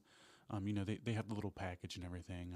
The package is good that they opened the show with talking about WrestleMania history The a little bit. production, and obviously we say this about every pay-per-view and about the WWE puts on, but the production packages are literally like cinematic movie quality trailer, and they've been doing this now since we were kids with the cinematic kind Yeah, of it's the trailers best for it's the ever been matches, now, but though. it they really have it dialed in. It's like a well-oiled machine. The execution Um, is perfect on all the production here. that Lee Fitting guy is way better than Kevin Dunn. Just put it that way. They're not even in the same realm of producers or whatever the exact title of what they were doing is. But they started off with main event Jey Uso, not main event in the show, after winning the Royal Rumble. That happened to both Rumble winners this year. But sometimes that happens. This was a good match. Anything that Gunther's involved in with the match is usually going to be pretty good. Jey Uso is sometimes criticized by people for maybe not having the best matches, but it was good. I enjoyed the match. It was nice how they had Jey Uso tap him out. Um, and I mean, It did they kind just call of it a helps sleeper? Did they to just call it a sleeper legitimize. hold? Because it's actually running Yeah, like a choke. What they really have him in, but it was good. it helped to legitimize Jay, like we talked about a little earlier when we were talking about the build from Raw. this is one of those things that helped solidify Jey Uso as a main event guy. Him going over in the fashion that he did, there wasn't any kind of like chicanery or weird bullshit. It was just a straight up one-on-one match. There were no outside goofs, Yeah, and that's he how it needs to be at proved WrestleMania. that he belongs in the main event scene. His entrance was really cool. I mean, obviously he's been coming through the crowd and doing that for a while, but at WrestleMania it just felt more grandiose because there's, you're at a football stadium instead of like a hockey or baseball or basketball stadium, so or arena. So watching like 61,000 people all do the yeet wave was pretty cool. Yeah, I enjoyed it. The match was good. The right guy won. Um, I'm sure Gunther's going to move on to doing some other good stuff. Uh, Jey Uso, like, it's funny after he wins, like, people were showing stuff like how many dislikes were on, like, the video of him winning and shit. And I don't know why people are so, like, upset with this. Not people, a small subset of fans are so upset with this guy. And he's obviously the most over guy in the show. I don't think he's more over than Cody, but his entrance would allow you to believe that because it's longer. And He's getting Cody like reactions on his entrance for sure. yeah, but Um, he's a good talent. I like his promos. His matches are all right. Here's that serviceable word again, but everything he does is serviceable enough. And just the charisma is off the charts. He's probably the most charismatic guy on the show, and I'm glad he won. He definitely deserves it. He's been at this shit for the longest time, and I'll be looking forward to it'll be Monday where he'll be on it and seeing what happens with him, and should be nice. He'll probably be in there crying like he did after he won the Rumble. I think he's it was a pretty pretty cool to see emotional him guy. at the press conference. Yeah, buzzed. He was enjoying himself, is the nice way to put it. He definitely had a little bit of a buzz going on. I like that these cards don't last forever. This is going to be kind of a shorter review, but they just didn't have. There's only really a couple big matches, but I mean that's just how it is today. There's not a lot of top stars, but um, there's more today than there used to be. I'll put it that way. Yeah. I did like But the part circling back to his entrance real quick. He comes out and he's dapping up Pat McAfee and Michael Cole like he always does, and yeah, he even Wade got Barrett. Wade Barrett to do it. He's usually like the heel announcer, and he's trying to not do that kind of stuff, but he even had Wade Barrett doing it. But yeah, we'll move on. War Raiders versus the New Day. This wasn't anything too long. I feel like this is like a little 9-minute match. New Day ended up beating them when it came time for the pin that won. One of the guys, I forget who actually did the pin, but one of the War Raiders' legs got held and he couldn't kick out, and the ref didn't see it. And the New Day won, and they ran out of there real quick. But I think this is like their 11th title or something. I'm not Yeah, 100% they've sure, but had quite a few. This is one of those matches. And what the hell? What video game were they slinging or whatever that they had these guys model their entrance after or whatever? I don't know. Clash of Clans.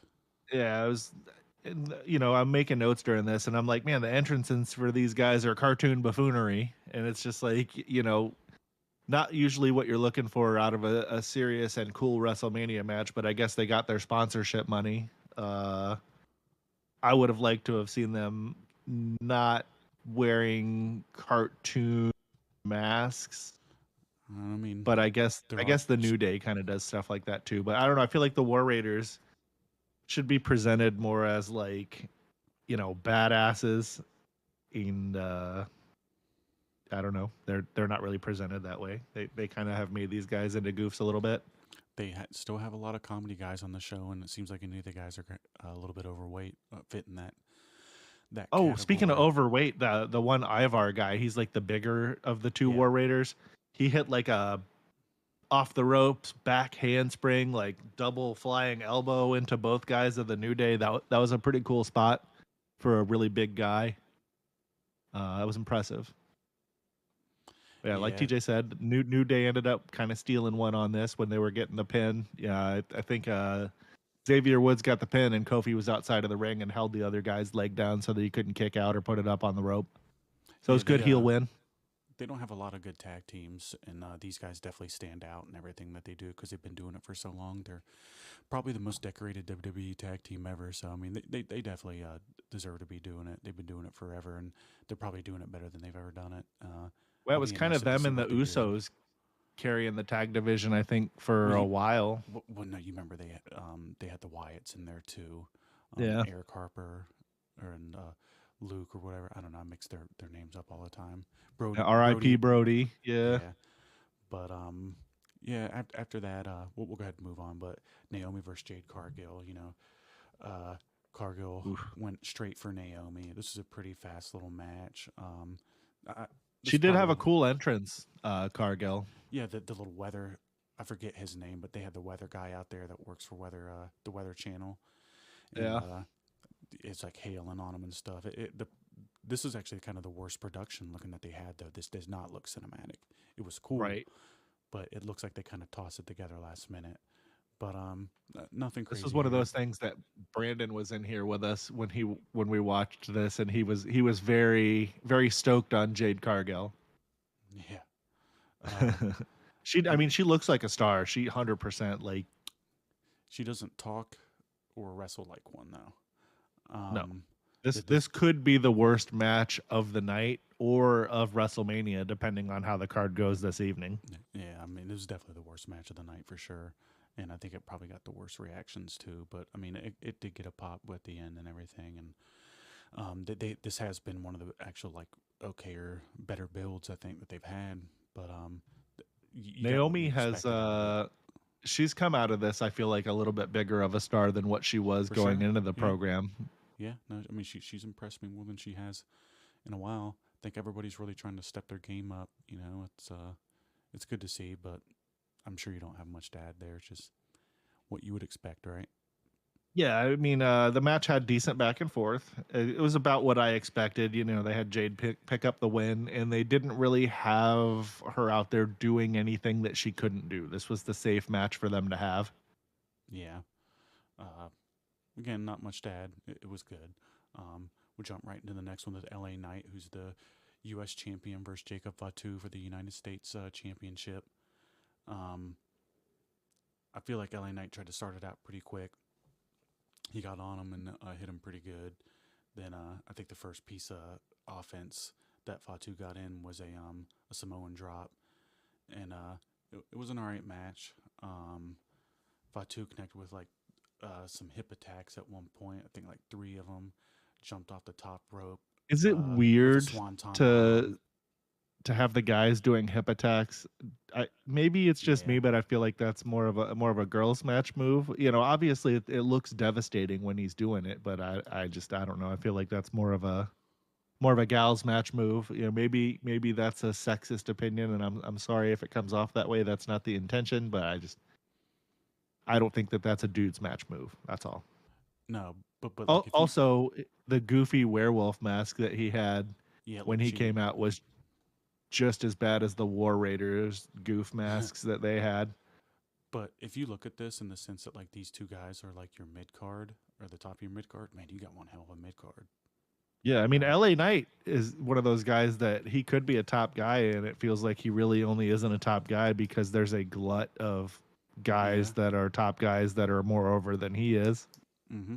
But he gets the same reactions they do. Huge reactions for LA Knight. He gets some of the best reactions on any show that he's on. But this is a quick match. Remember, like Fatu went for a moonsault on him, but then like LA Knight countered into a BFT, went for a pin, and he didn't get it. Yo, Uh, that midair yeah, BFT was awesome. yeah, That and was then so good. Fatu, I guess, has five moves. He went for another Samoan drop on him after that, Yeah. um, off the middle rope with Knight, and then he followed it up with a pair of moonsaults. So he did it twice on him, and that's how he got the win. Um, it was a good match. Special shout Fatu's out to Little Nate being the referee of this yeah, match, too. but Fatu's the Charles man. Robinson. He's gonna eventually be the world champion at one point. Yeah, I Um, mean he has potential to be a top star. It was pretty cool. I don't he know if you already caught is. this during the celebration or not, but Haku was out there celebrating with him a little bit at ringside. He jumped out. Apparently, he didn't have permission to do that, and he just jumped on out there. I mean, who's going to stop him? It's Haku. Um, I don't know. Maybe Michael P.S. Hayes would get out there and show him who the man is. It's funny, by the way. I was watching or I saw this picture of the production meeting outside around the ring at Raw this week, and he's just out there sitting there, and it's just like, they sold the company. Vince isn't there anymore. They switched out so many people, but he's still there. Like, Michael Hayes? yeah, Well, it's because he didn't really. I think the only goofy stuff that he was ever involved in was when Alicia Fox got fired. You remember Alicia Fox? yeah. I remember the whole deal. Yeah. We don't have to go into it too much, but just for folks that may not know, she was having a problem with the drink, and then she was not drinking, and then I guess Michael Hayes got her drinking or something. Yeah, they were fucking, and Michael Hayes got her drinking. That was like the big. Well, I should say allegedly, because we don't know that they were actually doing that. But that was the big rumor thing, 10 years ago or whenever this shit happened. Yeah, I remember all that. But who knows? It's all alleged. Could or could not have happened. Good for him though, if he was. Alicia Fox is hot, and he's an old dude, so good for both of them. Whatever. Yeah, Anyway, they're both grown adults. So the next match was the Rey Fenix and El Grande Americano. We kind of covered a bit earlier that obviously Rey pulled his groin on Friday on SmackDown the day before the show, so they had to pull him and replace him with Rey Fenix. I don't know if this means that the intended outcome of the match was changed or not, because this was one of those things that TJ and I were telling our friends throughout the week that lose. Yeah. Well, I thought that El Grande was gonna lose and get unmasked, was what I was telling a lot of people, because it just felt like that was the time. The luchador. Yeah, but obviously they can keep it going now. But it just felt like when a luchador is having what would be perceived as a blow off match with a guy that has been trying to besmirch luchadors or like be out there with a mask pretending, like that person always got unmasked. Yeah. In the blow-off match. So obviously this isn't going to be the blow-off match like we thought it would be. And we'll get some more El Grande Americano, which is not bad. They're doing good heel work with this, and it's a good program. Grande's entrance was pretty entertaining. They had like this weird like filter on the camera where it was kind of like an old West or old Mexican style like TV show kind of entrance, which was neat. Rey Fenix, it felt like didn't get too special of an entrance. I assume that's because there was a lack of production time to get him like he had his standard pyro. I think actually he had even more pyro on SmackDown or whatever than what he had on WrestleMania even, but I assume that's because it was a last minute addition. This wasn't too long either. It was a decent match. There was a spot in here that Grande hit a reverse 450 splash, like he was back flipping it instead of front flipping it. That was pretty impressive and insane. Jumping back to the beginning though, like Americano like shove Vikingo in the crowd, and Vikingo hit him with an enziguri, and then Phoenix landed a Hurricane Rana on him, and he got back in the ring, and that's when the bell sounded. So it already started off with kind of like, I guess maybe that's going to be something like Chad Gable's going to work with some of these guys from AAA, and I'm sure that's why this whole thing's going on, and they knew they were going to buy this, so this is going to be the tie into it. But yeah, they tied up at the beginning, and then he got him on like a monkey flip, Hurricane Rana, missile drop kick. Then they just did your typical little match and everything. It was all right. I feel like they probably would have had a better match if this was actually like the match that they had planned to go into. But yeah, he hit that reverse 450 like you talked about, and then he tried to remove Phoenix's mask, but he didn't. Then he slipped that piece of metal in there. Phoenix got him with a Hurricane Rana after that. But then he like hit the metal thing somehow. He went to do that really cool running across the top rope head kick that he does. Yeah, that's it. And he had that metal plate in his mask, so he hurt his ankle. Hurt his foot kicking the plate and the got him referee in the was ankle kind of lock. distracted from there. Yeah, and then he got him in an ankle lock after that. Yep. Um, and then Americano went to the top rope after trying to do a pin, and then he got him with the headbutt, and then he got the win. And then Vikingo came in and checked on him after that. So I guess maybe that's going to be the next thing that they're going to do. They're going to introduce Vikingo against Grande Americano here soon on TV. It was an That would alright make match. sense. All these matches were just alright. I don't think anything's really stuck out too crazy as being like any like top all timer matches. But Good they're good. matches, but not Yeah, like turbo memorable. Not to yeah, be dismissive of anybody's work because they all were, yeah. It's all good. pretty good matches, but they weren't like great matches. And then just jump right to the next thing here. It was Tiffany Stratton versus Charlotte Flair for the WWE Women's Championship. This had like a pretty good little build. They like got personal and it went off the rails a little bit, and it blurred the line between reality and wrestling, kayfabe, which is always what you want to do. They both had pretty good entrances. They did something with like Tiffany when she came in, where they had like 3 screens and the real one was in the middle. The screens were pretty high quality. I mean, you could tell it wasn't her, but it was cool. I never really seen anything like that Yeah, before. they were supposed to be like simulated Barbie Yeah, boxes. She was, she's supposed to be like the Barbie girl. So she was. yeah, This was actually her idea. She had that. I was watching the post show, and she talked about that this was an idea that she had actually pitched back in NXT. And they told her, we're not going to do that now. But they held on to the idea, and then Mania was coming, and she pitched the idea to Hunter, and Hunter loved it. So that you know good for her for trying to think of things to do with your character or better yourself however you can, as opposed to just letting the machine come up with everything for you. yeah. It shows that she's engaged and trying to always do But the thing at a high level. Charlotte came in a Rolls Royce, right? Yeah. Um, this match, you can keep hearing the same shit. Like, I feel like in between, like even like Raw, SmackDown, and WrestleMania, all the matches were the same quality. They did nothing really stood out to me. Um, Stratton sends Flair crashing to the ring. They went at each other right away. Flair sends Stratton crashing into the barricade once they're outside. Flair hits Stratton's head repeatedly, bouncing off the mat inside the ring, and then they locked up in a Boston Crab for Flair. Flair escapes, and Stratton lands a spine buster on her. Stratton looks around and tries to land the prettiest moonsault ever, but Flair gets her knees up. Um, I feel like Stratton by this point was already like her leg was hurt after this. I don't know, maybe before, but she was working her leg like it was hurt in this match, right? And then Flair Yeah. lands a sit down power bomb on her, and then steps over That was a nice Stratton. sit out power bomb Yeah, too. yeah, and then ascends up to the rope. Stratton joins Flair up there, but Flair fights her off. Stratton lands a spine buster on her, and then sends a knee bouncing off the mat twice. Flair returns the favor by sending Stratton's knee bouncing off the ring post twice, but Stratton lands a moonsault on Flair off the ropes. She follows it up with the blockbuster off the middle rope, goes for a pin, but Flair kicks out. Stratton sends Flair crashing into the corner spine first, then connects with the prettiest moonsault ever for the win.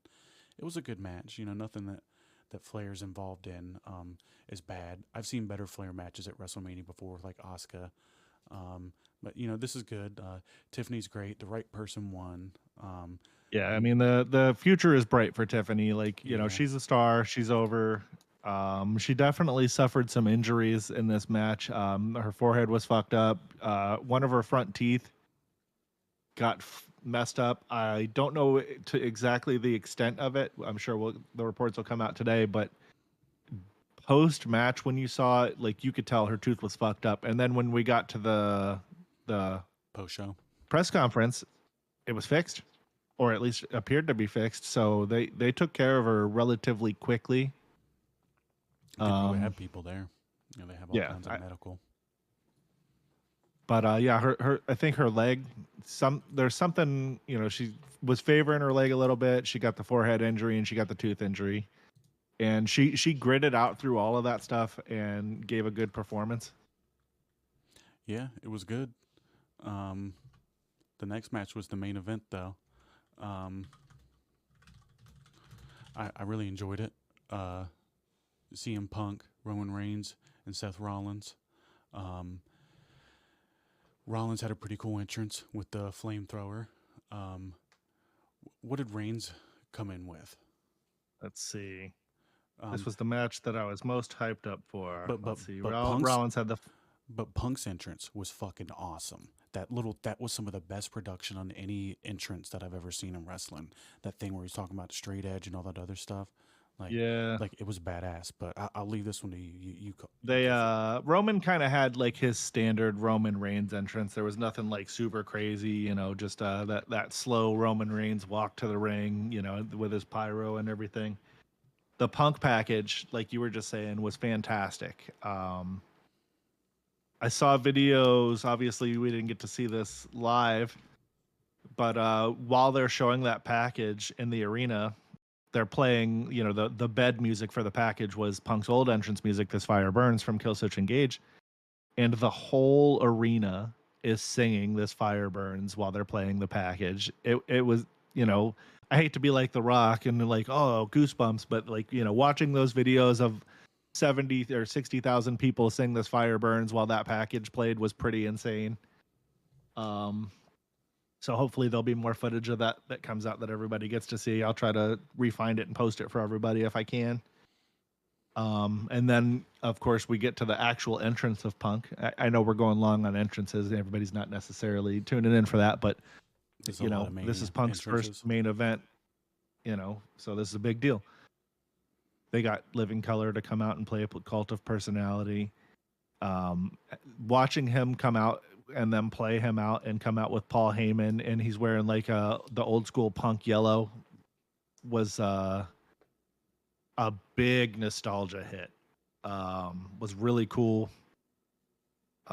He had a good Punk entrance. He actually, usually he doesn't really do the "it's clobbering time" anymore. He usually comes out and kind of starts to do it and then points to the crowd and has them do it. But this time he, it was like a full on old school Punk performance It's cool. here.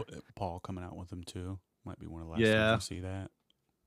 Yeah. Well, by the time that we get to the end of the match, people will know why there. And then, so we get through the entrances, which took quite a bit of time, compared to some of the other entrances. It felt like we didn't get. Yeah, we didn't get as many special entrances this year as what I think that we were normally accustomed to. I don't know what the deal with some of that was. Maybe they just didn't have ideas, or they, for time purposes or whatever.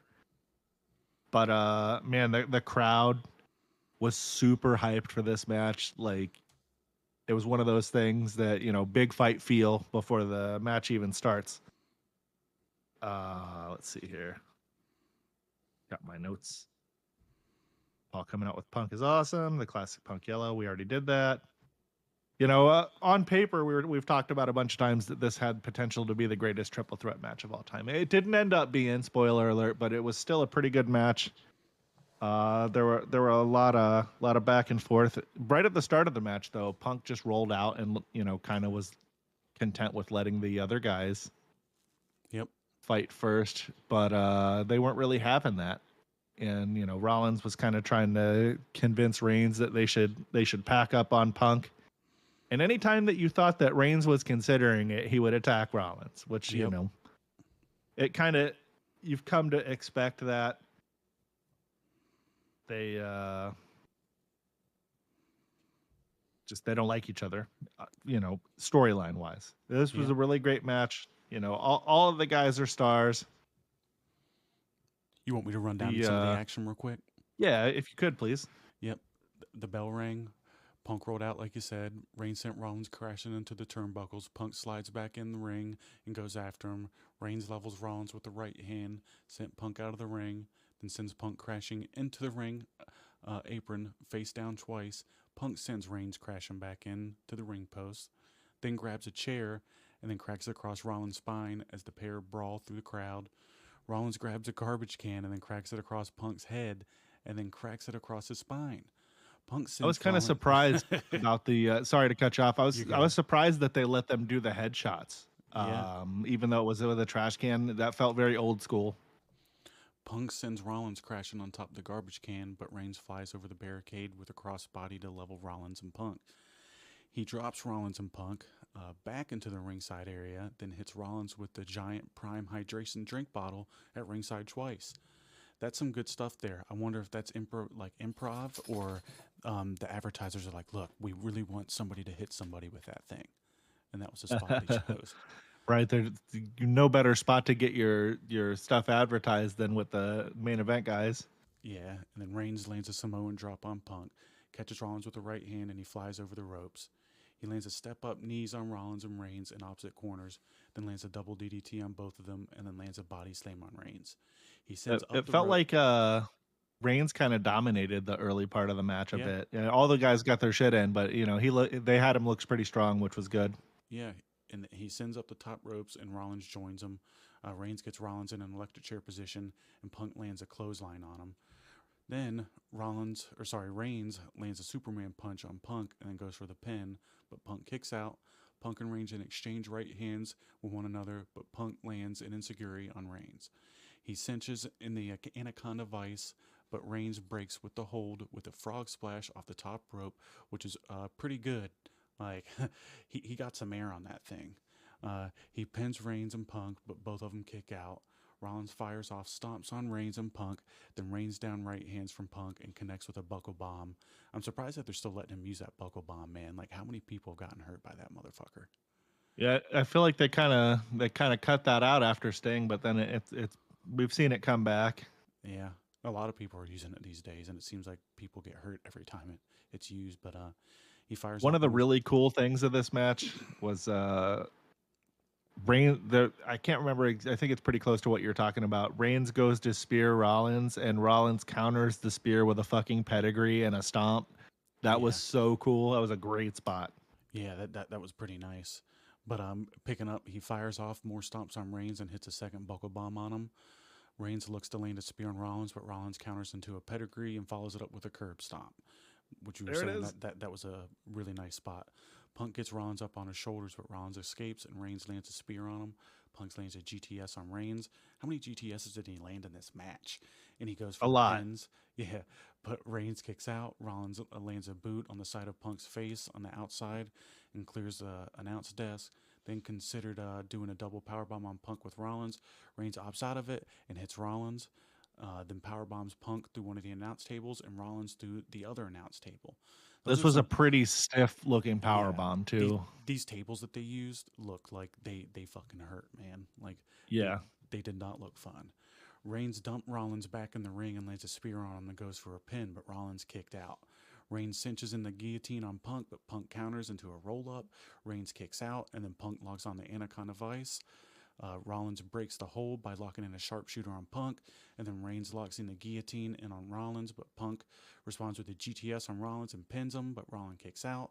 Rollins lands a second GTS, Punk landed a second GTS on Rollins, but Reigns speared him. Rollins then lands a curb stomp on Reigns as Heyman grabs a chair from the timekeeper's area. This is when shit started to get pretty good. Like, Brandon came in when he was talking to us, and he was losing his mind about this shit.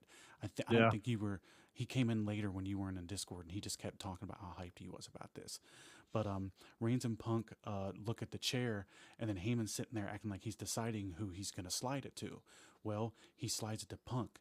And then he joins him in the ring, and Punk raises the chair, but Heyman hits a low blow from behind Punk, and then he hands the chair to Reigns, and Reigns is going to go do the spot where he's going to hit Seth with the chair. But then Heyman low blows Reigns in the same way that he just hit Punk from behind. And Rollins just smiles. Heyman hands Rollins the chair, and then Rollins hits Reigns with the chair, and he follows it up with a curb stomp for the win. And notice how he chose to pin Reigns too, which is Yep. strange. You think with how much he hates Punk, that's who he'd go for. But then, that's the end of the show, and I forget exactly how they ended up going off, but the announcers kind of sold it a little bit, and I guess now Heyman and Rollins are heel or something. But it was a really good match. It was a good ending to it. I was wondering when they were going through it how Heyman was going to end up being in use, and you called it. That's what you said was going to happen. And overall, it was a good match. I can't believe that that was something that I predicted because it seemed so far fetched, but it was the only thing I could come up with in my mind that would kind of make sense. I'm like, okay, maybe it's just this, and then it turned out to be that. Yeah, I mean it was a good WrestleMania night one. I'm hoping WrestleMania night two is going to be a little bit bigger. We'll see. I know they're going to have crazy Cena and Cody entrances, and I don't know. It's overall so far so good on WrestleMania night one, and it should be good going into night two, and I'm looking forward to it. They definitely lived up to the hype. Um, Man, I really wanted to see Punk get that win, but that's more of a selfish, self-serving thing, and for the storyline, it probably wouldn't have been as good. But just selfishly, I wanted to see Punk pick up that W. Yeah, but we've gone over WrestleMania Night 2 a little bit the other day in our podcast, but we're gonna go over this right here a little bit again because stuff. I'm not sure how much it's changed. I don't think it has at all. Actually, no, it did, but we just haven't gone over it in this format. So I'm gonna go over it real quick. But we got Randy Orton versus TBD. Nobody's really sure yet. Some people are saying it's gonna be Rusev. I don't know. Who do you think it's gonna be, Dave? Well, I was kind of hoping for Nick Aldis. I don't know that that's necessarily realistic or how much that would benefit them from a storytelling perspective, having your GM go out there and have a competitive match with one of your highest end Well, talent. it may not be competitive. Yeah. Um, I wouldn't mind seeing him with a Rusev or a Malachi Black. I know those are guys kind of waiting in the buckle brush to do something. But I don't know. I'm going to come out of left field here and say it's going to be something dumb like Carmelo Hayes or something. They just had him win the Andre the Giant Memorial Battle Royal. Yeah. They had a pretty cool RKO spot that Orton did with him a while back. I feel like that's a guy that they're trying to push and that wasn't on the card, so maybe they'll just throw him on there. Yeah, I could see that. I don't know. I'm gonna go with the Rusev thing because that's what everybody else is saying, and it'd be cool to see him finally be used again. I Yeah. enjoyed some of the stuff he did in AEW, and I liked his run that he did in WWE when they weren't having him being a comedy character, and it'd be Yeah, cool when they to weren't see it making again. him into an actual cuck. Yeah, but we got AJ Styles versus Logan Paul next. Logan Paul will probably win this. Why wouldn't he? I mean, AJ Yeah, they're Styles. they're trying to build him up as a future Yeah, star, and so like AJ winning doesn't necessarily do anything for AJ's career, but Logan winning kind of helps to legitimize him a little bit more in the eyes of like, oh, he was able to beat AJ at WrestleMania. I don't know how much longer AJ's going to be there either, and I'm sure Tony's going to offer him a shit ton of money when that contract comes up. So I wouldn't be surprised to see him there I wouldn't hate when that happens. I wouldn't hate that. He'd fit in good there. AJ and AEW would probably be, Yeah, good mix. yeah, They could be a good fit there, and he's friends with a lot of those guys anyways. But yeah. yeah, Logan Paul will probably win there. You move on to the next one. It's the Sin City Street Fight. Damian Priest versus Drew McIntyre. Um, I don't know. Don't really know who's going to win here. I'll say Drew McIntyre because he's probably the more established guy. But I mean, it could be either or. It's I feel like this is a one of those ones that they need to have Priest win. They've been building him up as a yeah, singles guy for a while now, and this is just one of those things. Like if he can win this, kind of helps cement him in more of a main event guy. Like obviously they've been having him do main event stuff, but we'll just legitimize him a little bit more. I feel. yeah. I agree with you 100%. Even Um, if he just goes out there and has a tough competitive match with McIntyre though and loses, like that will elevate him as well. He doesn't necessarily have to win this to be elevated. I mean, it might depend on what else they're going to do in the card too. Like they can't have if Cody's going to lose, maybe they're going to have a lot of the other faces win. Yeah, we'll see. They do kind of go off what else is happening on the show. They just don't do it like on a per match basis. And Right. they factor everything in on the card. Um, but it's funny. It's Sin City Street Fight too. I'm wondering like if are they going to go out on the strip or like what are they going to do? That would be Um, awesome. yeah, it should be cool. They're going to do some big shit for that. Um, Oh yeah. but we got the women's tag team championship match up next. Liv Morgan and Raquel Rodriguez versus Lyra Valkyria. And I guess Bailey's not going to be in this match now. We talked about that a little bit earlier, but I guess it's going to be Becky Lynch. But who knows? They could toss Trish Stratus in there. They could do anything. You know, Right. it, it's hard to tell, but apparently this is storyline, and I don't know why they kind of did this whole thing. Maybe they're trying to make the stuff be unpredictable, because you know how UFC events have matches get canceled or redone last minute. I think maybe they're trying to like, go into that realm of like matchmaking stuff and realistic type shit, but maybe not, and maybe I'm just looking in it too much. Like a Um, anything could happen type of deal. yeah, exactly. Um, and then they have the fatal four-way match for the Intercontinental Championship with Braun Breaker, Penta, Finn Balor, and Dominic Mysterio. I think Dominic's gonna win here, and they're gonna fuck Finn Balor over with Liv Morgan and everything. Oh, by the way, we didn't say who we think's gonna win the women's tag team thing. Liv Morgan and Raquel. Why would they? I don't know. Yeah, it's Just kind of seems- hard to tell at this point. Yeah. With the whole match changing thing, it's something that we just can't guess. If they have Becky Lynch, maybe her, but who knows? But going back to it, I feel like they're probably going to have Dominic win. What do you think? Yeah, we talked about this a little bit earlier. I feel like it's probably going to be Dom. They're going to somehow fuck over Finn, and that'll kind of set them up for their feud. Feels like there's been like internal strife with Yeah, their sure. group for a minute now, so it would make sense. Yeah, and that should be a good Um, match too. The Braun Breaker's on for bigger stuff. He's they're probably him and Jey Uso were in a program together for the right. Intercontinental Championship, and I feel like that's going to be the direction that they're gonna drift Well, off that's to. usually historically like what they've done. Yeah, Like they'd have the guy that's the IC belt guy. When they were ready to elevate him to a more of a prominent main event scene, they would have him lose the belt and then almost immediately be feuding with the guy that yeah, has the more prominent belt, which I always thought was weird because it's like, well, you just lost. How can you go yeah. into feud? But they always find a way to make it make sense somehow.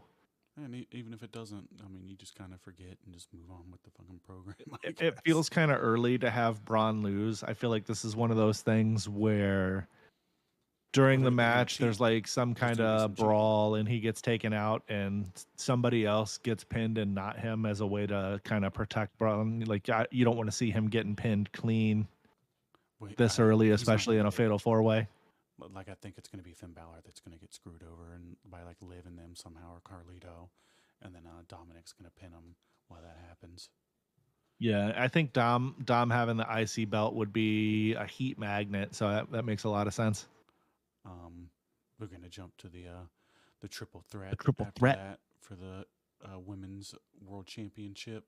It's I'm actually kind of excited for this match, yeah, it believe it should or be not. good. I know usually with the chick matches we kind of poo poo on some of them, but all three of these girls can go. Yeah. Io Sky's pretty good. She does a lot of good high flying.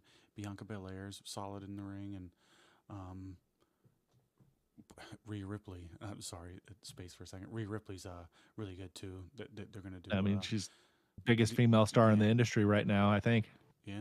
I mean, maybe ever, but they're gonna have a pretty solid match, and I'm looking forward to it. I think Rhea's probably gonna win, but Bianca might win if she goes heel in this, and they have some kind of thing where maybe Naomi comes out and helps her, and who knows. I'm seeing a Bianca heel thing. I don't know if that makes her win or not, but I definitely see some kind of heel turn coming in her future. Probably some kind of program with her and Jade at some point. Obviously, that's been something that's been talked about ever since Jade came in there and they first paired them together. Yeah. But I that's one of those that might not be till next WrestleMania that we see like a Bianca Jade.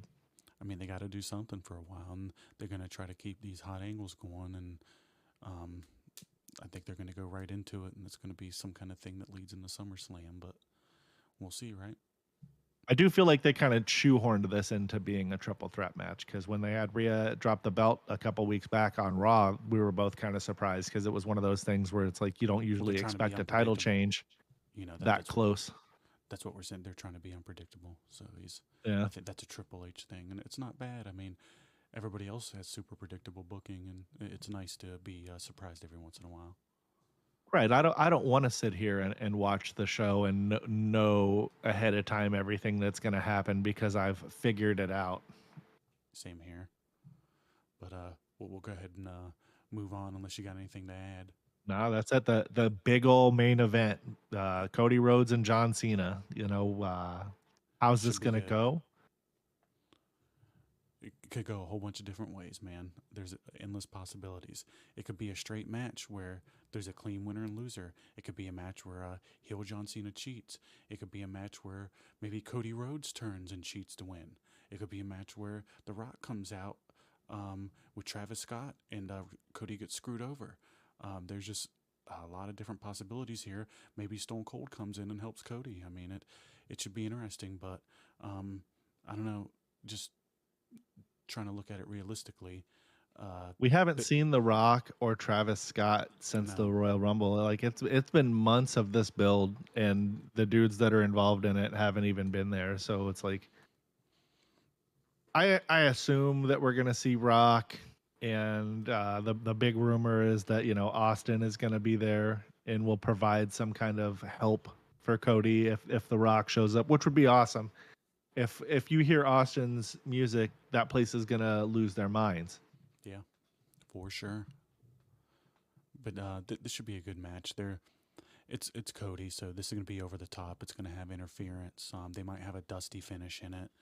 It could go a whole bunch of different ways, but we'll be entertained. And either way, even if Cody loses, he might be off TV for a little bit, but he'll come back and he'll have to chase, and the chase will be bigger than him winning it. And it should be nice because I mean, you think about it, Cena's, this is going to be his retirement tour, and he's not going to retire as a heel. He will eventually become a face again. So there's just going to be a whole bunch of stuff that we're going to be going through this year, and Cody's going to end up coming out of this bigger than ever, and I'm just really looking forward to seeing like that they're going to put some good finishing touches on this. It's going to lead to some good storyline stuff. I'm sure the match will be great, and it's going to be the biggest thing coming out of WrestleMania, and it's going to be good. Yeah, hopefully tomorrow the big news coming out of there is that and not, you know, some random weird thing happening. You never know what's going to happen in some of these matches or with some of these weirdo fans. Maybe you Yeah, get a dude running in the ring or something. Who knows? I doubt that'll happen, but you never know. It definitely could, but I think that kind of covers WrestleMania night 2 pretty good, and we can wrap this thing up if you want. Yeah. Obviously, the next episode is tomorrow. We kind of teased that a little bit where we're going to do night 2 of WrestleMania. And then we should get back to our regularly scheduled recordings. The next week will probably be, we're going to talk about the shit that happened during the week, and then we'll have the build to Backlash. That's the new pay per view that's coming, Yeah, and and unless we got some we'll different see. changes and maybe we don't have like anything noteworthy because we're doing a lot of our stuff based off like how wrestling is this week. So if some big stuff pops up, we won't be talking about it, but we're going to be talking about a lot of wrestling history stuff too, and maybe what happened like at this time of wrestling. So we might have to like a fun wrestling history segment. Maybe what might recap another show, but we'll see. There's a Yeah, whole bunch of like we different had things. one of those Yep. planned for this week, and then there was just so much wrestling that we're like, oh well, we'll just scrap the historical segment for this week because there's just so much to talk about. You can't fit it all into one show sometimes. So it's nice to have those segments though that we can Yeah. use We if look forward to there is doing a that drought of stuff that week. because there's a lot of good stuff to talk about that's already happened. So we have an unlimited Tons. possibilities here. But Yeah. we'll go ahead and sign off. Again, it's me, TJ, and my buddy Dave here, and we just really appreciate everybody listening. It's episode 3 here, and there's gonna be a lot more to come. And thanks, guys. Yeah. We'll see y'all next week or tomorrow, I should say, not next week. Yeah, and enjoy WrestleMania night too. We'll be watching with you. We'll be tweeting. We'll have the Instagram. We got our socials. Check them out. You know, you're listening on YouTube already. It'll be on Spotify. Just check out with us as this goes on, and we'll be talking with you about it. And just like, subscribe, and all that stuff. And have a good WrestleMania night too, guys. Yep, take it easy, everybody. Why